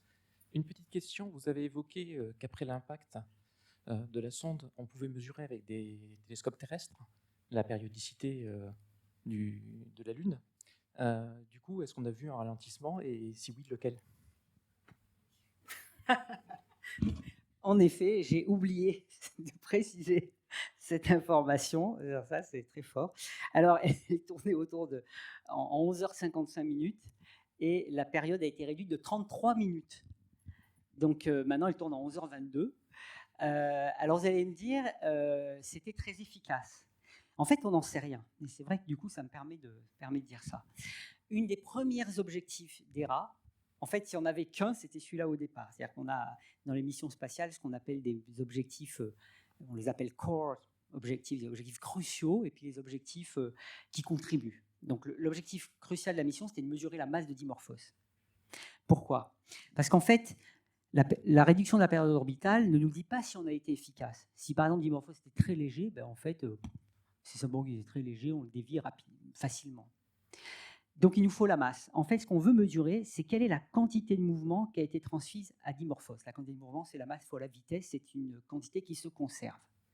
Donc si je tape avec un projectile dans une cible, au minimum, je transmets la quantité de mouvement du projectile. Paf. Et là, si j'ai que ça, dans le cas de Dimorphos, on réduit selon la masse qu'on ne connaît pas, mais de quelques minutes la période. Maintenant, si je tape et que j'émets de la matière, la quantité de mouvement prise par la matière dans la direction opposée à l'impact, par conservation, s'ajoute à celle du projectile. En gros, la matière sert de propulseur, action-réaction. Plus j'expulse, plus je dévie. Et quand on met tout ça en équation, eh bien, la masse de Dimorphos intervient et elle va nous dire de combien on a multiplié la quantité de mouvement de DART. Est-ce qu'on a multiplié par un facteur 2? Du coup, on est efficace un petit peu. Ou alors, est-ce qu'on a multiplié de 3, 4, 5? Là, on est plus efficace. Et c'est ça qu'on veut mesurer. Et pour ça, il nous faut mesurer la masse de dimorphose. Et sur la base de la période orbitale et en supposant une masse de dimorphose dans un certain intervalle raisonnable, on a au moins multiplié d'un facteur 2 à 5 la quantité de mouvement de DART, mais on va le mesurer avec un. Alors, il y a eu une mesure indépendante sur la base de la mesure, parce qu'on a, même si j'ai dit qu'on n'avait pas dévié autour du Soleil, mais vous inquiétez pas pour autant, on a un peu dévié. Mais pas beaucoup, hein, quelques micromètres, c'est tranquille pour des milliards d'années. Mais malgré ça, on a pu mesurer ça, et avec ça, on peut quand même remonter au facteur multiplicatif. Il semblerait qu'on soit autour de 3, mais il y a quand même quelques paramètres supposés, donc on va mesurer tout ça avec Dimorphos, avec ERA. Mais donc oui, pour la réponse, c'est 33 000 de réduction. Mais la vraie efficacité nous exige qu'on ait la mesure de la masse de Dimorphos qui nous sera donnée par... Parce que si on veut transposer autour du Soleil, c'est ça qui compte. C'est de quelle quantité de mouvement il faut que je transmette pour dévier de tant de millimètres la trajectoire autour du Soleil. Et avec la réduction de la période orbitale, on n'a pas cette information.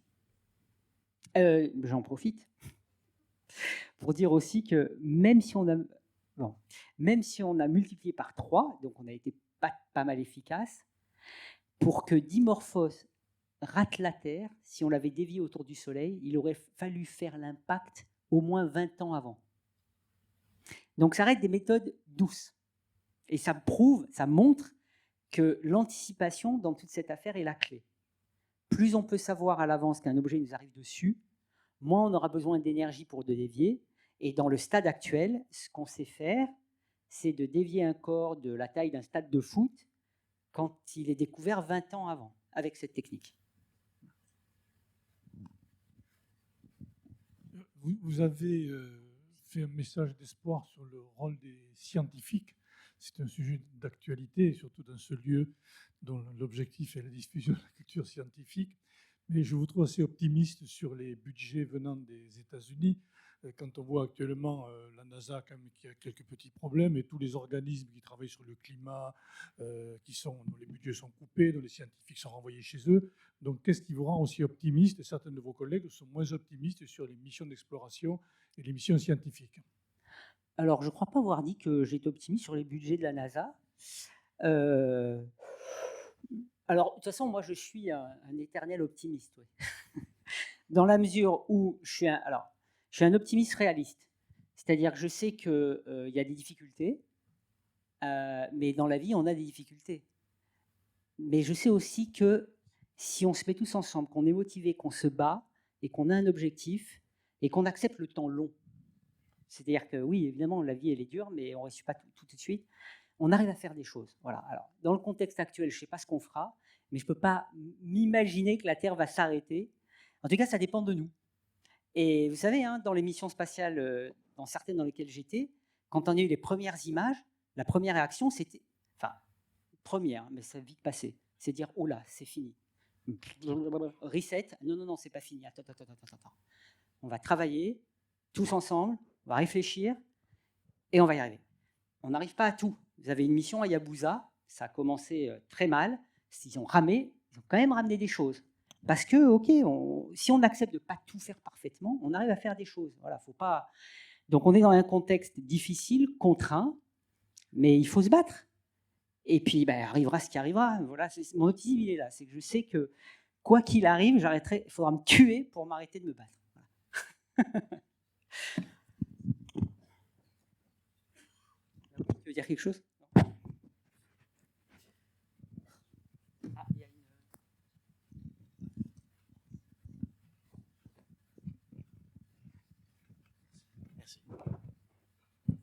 Alors, c'est moins sérieux.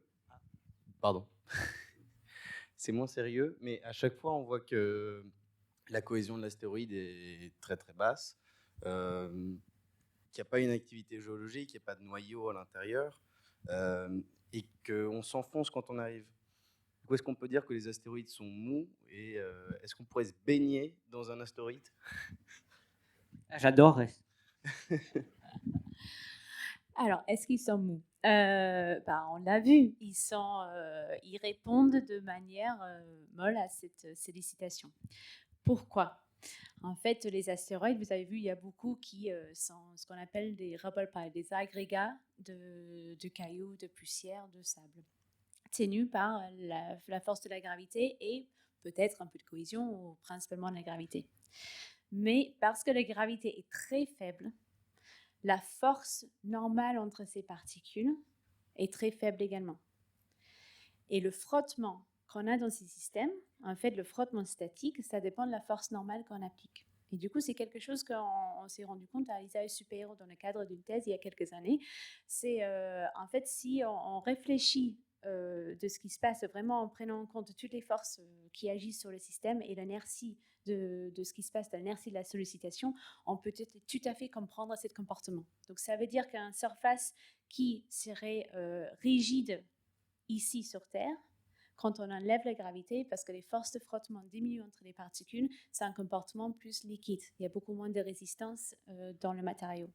Et on pense que ça peut expliquer à la fois ce qui s'est vu avec Bennu quand on a touché les surfaces pour prendre l'échantillon, aussi avec les cratères de Hayabusa 2 sur Ryugu, qui a montré qu'il y a très très très peu de résistance dans ce matériau.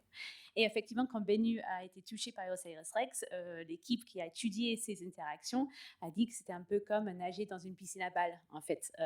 Donc, c'est à peu près cette image qu'il faut garder en tête. Eh bien, merci beaucoup pour cette conférence très intéressante. Merci à vous deux. Et je vais complètement rejoindre la question de monsieur. J'étais très surpris de voir que la densité de ces astéroïdes est visiblement très faible. Pour autant, les météorites qu'on trouve en France ou dans le monde, sur Terre, sont souvent des éléments métalliques ou différenciés, peu importe le style. Mais finalement, est-ce que ces météorites est-ce qu'on sait qu'elles viennent du cœur des astéroïdes, ou est-ce que là, on découvre finalement que ces astéroïdes sont finalement une constitution totalement différente? Est-ce que le radar que vous allez envoyer a pour objectif justement de répondre à cela?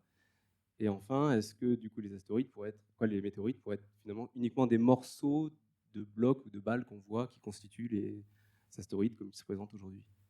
Je commence si tu complètes. Ok. Donc effectivement, ce qu'on voit, c'est qu'il y a beaucoup de porosité dans les astéroïdes. Donc en fait, il y a beaucoup de trous entre les blocs qui peuvent peut-être individuellement être plus denses. Il faut faire attention avec les météorites parce qu'il y a certains biais. Déjà, les astéroïdes qui arrivent à traverser toute l'atmosphère et arriver en un seul morceau et toucher le sol, c'est des astéroïdes, des morceaux qui ont été un peu plus résistants. Donc, il y a ce biais-là.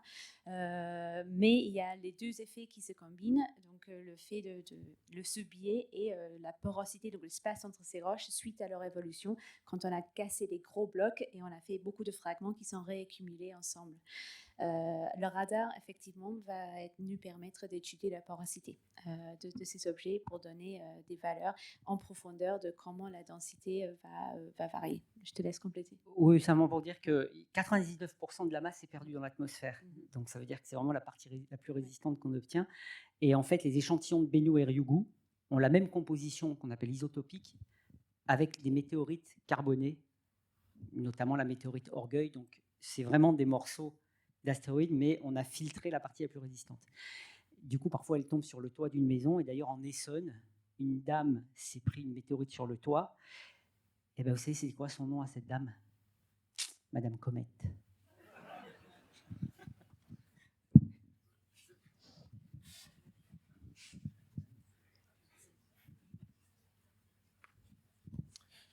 Bonjour, bravo pour votre présentation. Moi, j'ai une question un peu à l'inverse. Est-ce que nous provoquons en lançant des fusées, peut-être en démarrant des avions, etc., ont pas un impact sur le déplacement de la Terre dans son espace? Déplacement de la Terre, non. Un impact environnemental, oui, il est pris en compte d'ailleurs dans les agences spatiales. Il y a des études, ça s'appelle le Life Cycle Assessment, où on regarde effectivement le bilan environnemental des missions. Ouais. Ça, c'est pris en compte. Mais la Terre, elle est très grosse. Elle récupère de la masse de météorites. Il y a 10 000 tonnes de matériaux qui tombent sur Terre par an. On ne perd pas grand-chose. La Terre est stable, très stable. Même si elle se prend un impact, la Lune se prend des cratères sur la Lune. Alors la Terre en prend aussi, mais elles disparaissent au cours du temps à cause de l'érosion, etc. Et ça ne perturbe pas les trajectoires. Les corps sont trop petits maintenant. Les plus gros corps qui peuvent tomber, les géocroiseurs, sont quelques dizaines de kilomètres au plus, ce qui est rien par rapport à la masse de la Terre ou la Lune. Donc, il ne faut pas vous inquiéter. Encore une fois, mon message, il est positif à tout point de vue. Et je dis ça pour les jeunes, parce qu'on est en train d'angoisser les jeunes, mais d'une manière phénoménale, alors que je ne suis sûr que si les anciens avaient la mémoire, parce qu'on oublie, hein, moi j'ai fait la pension quand j'étais jeune, et puis en fait ça reste un souvenir, mais après quand je me remets dans le contexte, c'était horrible. Et ça s'efface au cours du temps, mais la vie elle n'a jamais été facile. Hein. Et moi je suis douillet, quand je vois une pince là d'un dentiste, je suis content qu'elle ait l'anesthésie, il y a un siècle il n'avait pas l'anesthésie, je me demande comment il faisait.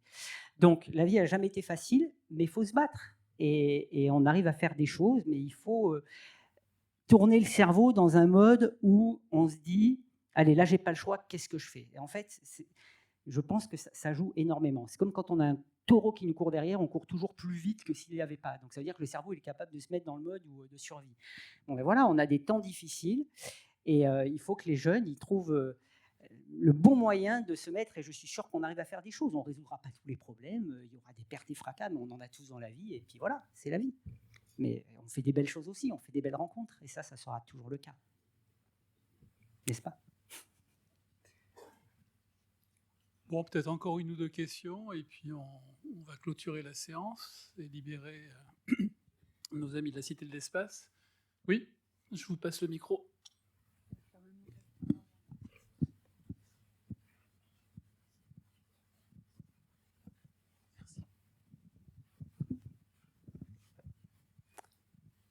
Merci pour la présentation, c'était vraiment passionnant.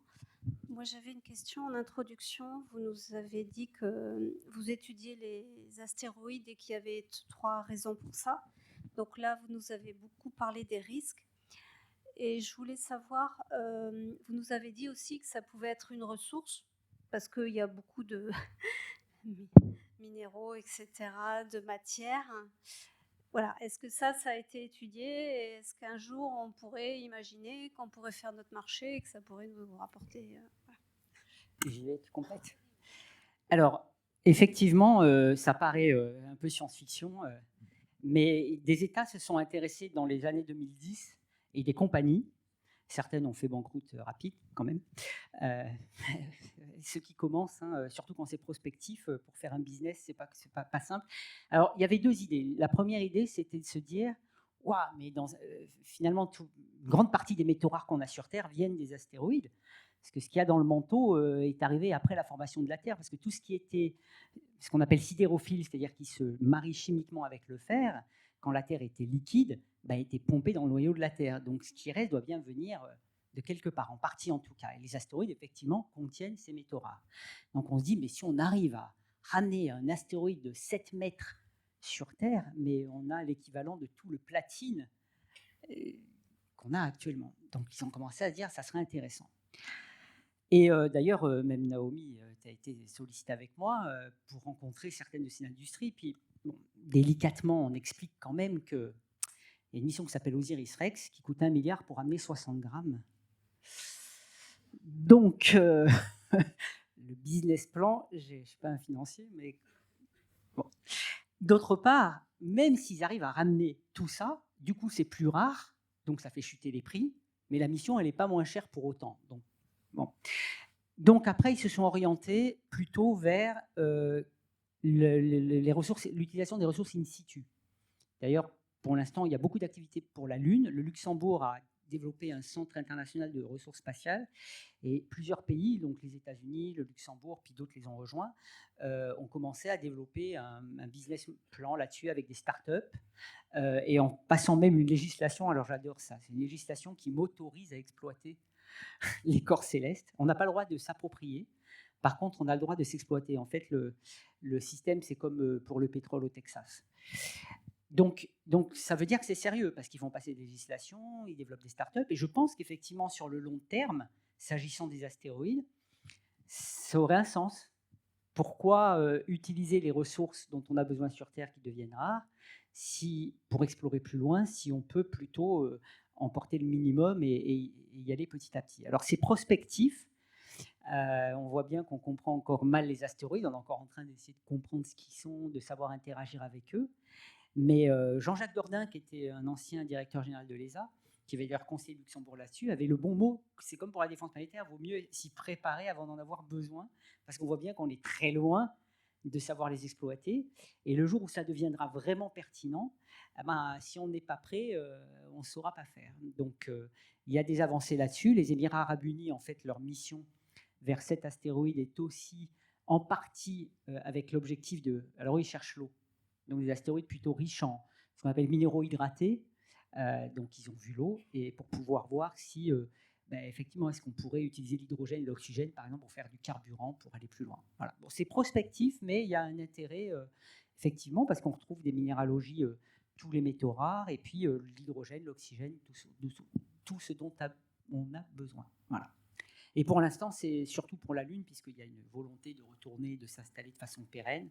Et donc là, évidemment, il faut pouvoir exploiter directement la Lune.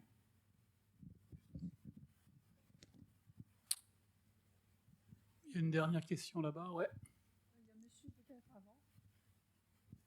Oui, moi je voulais juste aiguiser ma curiosité. Vous avez aiguisé ma curiosité par la présence du musicien de Queen, et je me demande quel était le lien en fait avec les exploits auxquels il a assisté certainement, et où il était simplement sponsor.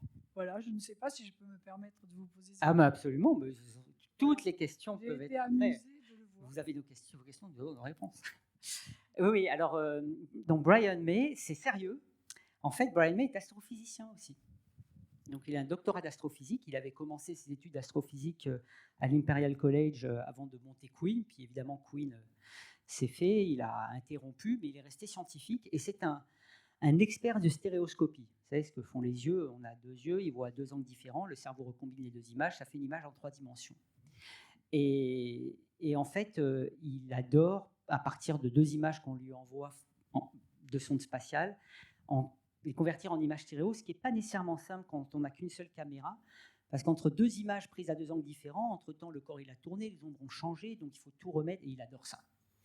Et il a créé en 2015 un mouvement qui s'appelle Asteroid Day, ça veut dire le jour des astéroïdes, qui, tous les 30 juin, avait pour but alors, pas de célébrer, commémorer l'anniversaire d'une explosion dans l'atmosphère d'un objet en 1908 qui faisait 50 mètres de diamètre, qui a pulvérisé 2000 km² de forêt. Il est très, très sensible à cette thématique, et il s'était dit ça serait intéressant tous les 30 juin de rappeler cet événement pour montrer que les risques existent sans affoler, justement, pour expliquer comment est-ce qu'on on s'organise pour contrer contre un risque contre lequel on peut faire quelque chose. Et c'est un jour qui a d'ailleurs été après adopté par l'ONU, devenu un jour ONU. Donc, il a été cofondateur de ce mouvement.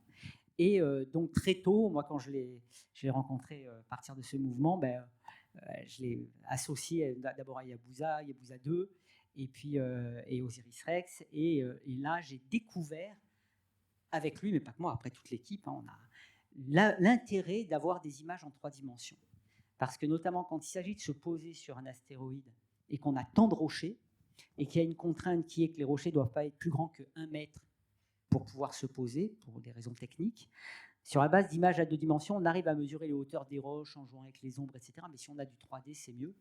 Et lui nous a fait des cartes de 3 dimensions, d'abord d'une beauté incroyable, on a l'impression d'être dessus, et qui ont été très utiles. Donc il est, de ce point de vue-là, il nous accompagne vraiment scientifiquement, en plus du fait que c'est vrai que c'est super cool d'avoir un guitariste avec nous qui nous joue des airs de guitare de temps en temps. Allez, la dernière question, s'il vous plaît. Oui, ça marche. Question sans sous. Est-ce que vous auriez pu nous dire 2 mots de la formation des astéroïdes? Comment les atomes du nuage primitif s'agrègent pour former les astéroïdes, et combien de temps ça a pris en gros? Alors, ça a pris quelques millions, même pas. Alors, je reviens. Dans les météorites, en fait, l'âge du système solaire, 4,567 milliards d'années, il vient de inclusions qu'on trouve dans des météorites, qui sont des inclusions riches en aluminium et calcium, qui sont les premières matières qui se sont condensées dans le gaz qui formait le système solaire quand il a commencé à se refroidir. Donc les premiers solides. Et on les a dans des météorites qui ne coûtent pas très cher en plus. Regardez ça, c'est incroyable. Vous pouvez en faire un bijou, vous l'offrez, ça coûte moins cher qu'un diamant. Bon, après, on va vous demander un diamant quand même, hein, mais l'un n'empêche pas l'autre. Mais vous avez l'âge du système solaire sur vous.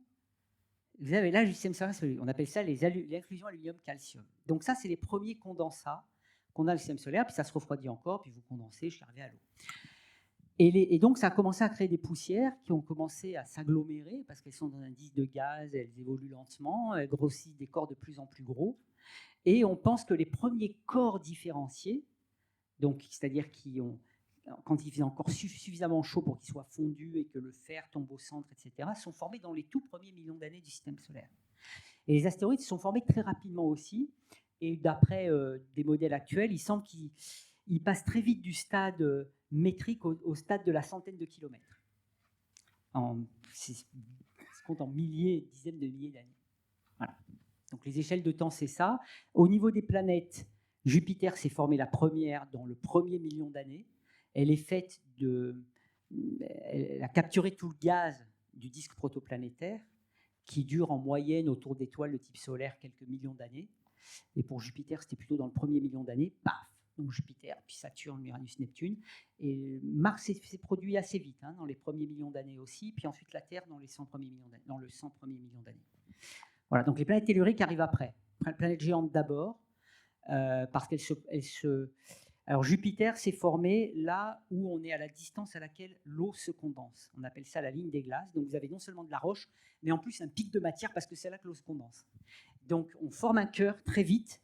Ce cœur capture l'ensemble du gaz qui est autour et ça crée une planète géante. D'où le fait que quand on a découvert en 1995 la première planète autour d'une autre étoile, Michel Magnor, Didier Queloz, prix Nobel, ils ont trouvé un objet de la taille de Jupiter à une distance inférieure à celle de Mercure. Donc tout ce que je vous ai dit, vous allez dire, c'est n'importe quoi. Non, parce que c'est grâce à ça qu'on a compris que, en fait, les planètes ne sont pas nécessairement formées là où elles se trouvent. On forme un Jupiter loin, et puis s'il reste encore un peu de gaz, ça va le faire migrer vers l'étoile, et c'est comme ça qu'on explique qu'on a ces gros Jupiters proches de l'étoile.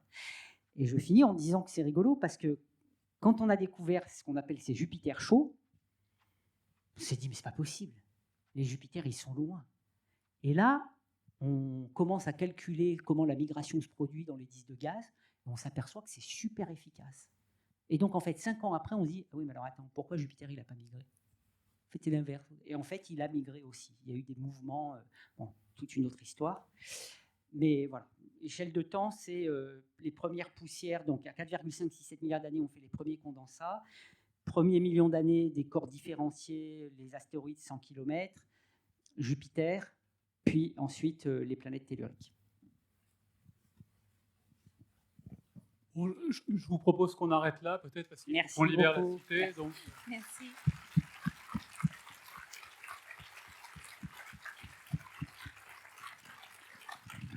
Ouais, je pense qu'on ne se lasse pas de vous écouter. On a quand même la chance en France d'avoir des scientifiques absolument exceptionnels dans leur discipline, et puis effectivement qui ont quand même des grosses qualités pédagogiques et de communication, donc ça c'est vraiment aussi un atout, quoi. Donc vraiment un grand merci à vous deux. Donc peut-être juste quelques informations là, qui vont prolonger la conférence. Donc en principe elle a été enregistrée, donc elle sera revisionnable sur la chaîne YouTube de la Cité là, dans quelques temps, donc il n'y a pas de souci pour ceux qui voudraient effectivement bénéficier d'une session de rattrapage. Première information. Et deuxièmement, on aura un petit enregistrement, la podcast, qui sera fait le 4 novembre. Donc c'est une radio libre, une radio associative là, qui s'appelle Campus FM, là, qui émet depuis le campus de l'université Paul Sabatier. Donc il y aura un petit enregistrement avec Naomi et puis peut-être Patrick à distance. Enfin voilà, c'est programmé le 4 novembre, donc là aussi. Bon. Maintenant, peut-être les planches de conclusion de la part de la régie, s'il vous plaît. Voilà, alors les événements donc à venir. Donc le 25 octobre, pardon, là, c'est samedi. Donc nous avons ce qu'on appelle la fête des adhérents. Là, c'est la deuxième année là, qu'on a mis en place là, cet événement convivial qui est réservé aux adhérents. Donc il est toujours temps de vous inscrire. Il faut s'inscrire. C'est réservé aux adhérents, donc faites-le. C'est vraiment un moment de partage, de convivialité, et un peu de team building au niveau des adhérents de l'association. Le 28 octobre, donc, la médiathèque de Toulouse, donc, il y a une conférence là, donc, sur l'expérience d'Orne, hein, donc c'est une expérience française là, développée au niveau de l'IRAP, donc, qui a été embarquée là, sur la sonde lunaire, la Chang'e 6, qui s'est posée sur la face cachée de la Lune, et qui, de mémoire, là, effectivement, doit faire des mesures de radon là, à la surface du sol lunaire. Donc, très intéressant. Ensuite, nous, notre prochain rendez-vous, donc les mercredis de l'espace, c'est le 19 novembre, donc sur le thème de vivre avec le changement climatique, là. Donc, avec deux climatologues de renom, hein, donc Valérie et Masson-Delvotte, là, qui a contribué, je crois, à 2 rapports du GIEC, et puis Lola Cor aussi, qui est climatologue à Météo France. Donc voilà la planche suivante. Donc nous avons aussi lancé un concours d'illustration, donc qui est ouvert à tous là, donc de 8 ans à 88 ans. Donc les inscriptions sont ouvertes jusqu'à la fin novembre 2025. Donc il y a un petit flashcode là qui permet effectivement de vous inscrire. Donc moi je vous invite à diffuser ça autour de vous dans les écoles et en particulier voilà, auprès des jeunes. Ça peut être assez intéressant et donc on est en train de constituer un jury là avec notamment un photographe de l'ESA, là, Stéphane Corvaja, et puis Philippe Perrin. Là, donc je pense que c'est une belle initiative là, à faire connaître, à diffuser. Donc inscription jusqu'à fin novembre. Et dernière planche, donc là aussi, dernier événement là, qui va clôturer un peu la saison là, de notre association, donc un concert là, donc hybride, là, donc concert musique et sciences, avec des conférences là, Planète en musique, donc ça se passera au Bascala, donc le Bascala c'est à l'Union, à Bruguière, pardon, excusez-moi, c'est à Bruguière, et donc 12 décembre, donc il y a un tout petit QR code en bas qui est à peine visible, bah, là aussi c'est pareil, je vous invite à vous inscrire, donc c'est un événement assez original là, qui va mixer justement art, musique et sciences, donc bah, c'est une première, voilà, n'hésitez pas à vous y rendre. Voilà, bah écoutez, je vous remercie en tout cas, merci d'être fidèle à nos conférences, il y a du monde, et puis merci encore à nos conférences. Et si vous voulez quelque chose de gratuit, j'ai fait un petit podcast qui s'appelle Astro Roche, ils n'en avaient pas marre des astéroïdes, il y a des épisodes sur les astéroïdes, Apophis, l'astéroïde interstellaire, etc. C'est Astro Roche sur toutes les plateformes et c'est gratuit. Voilà, merci.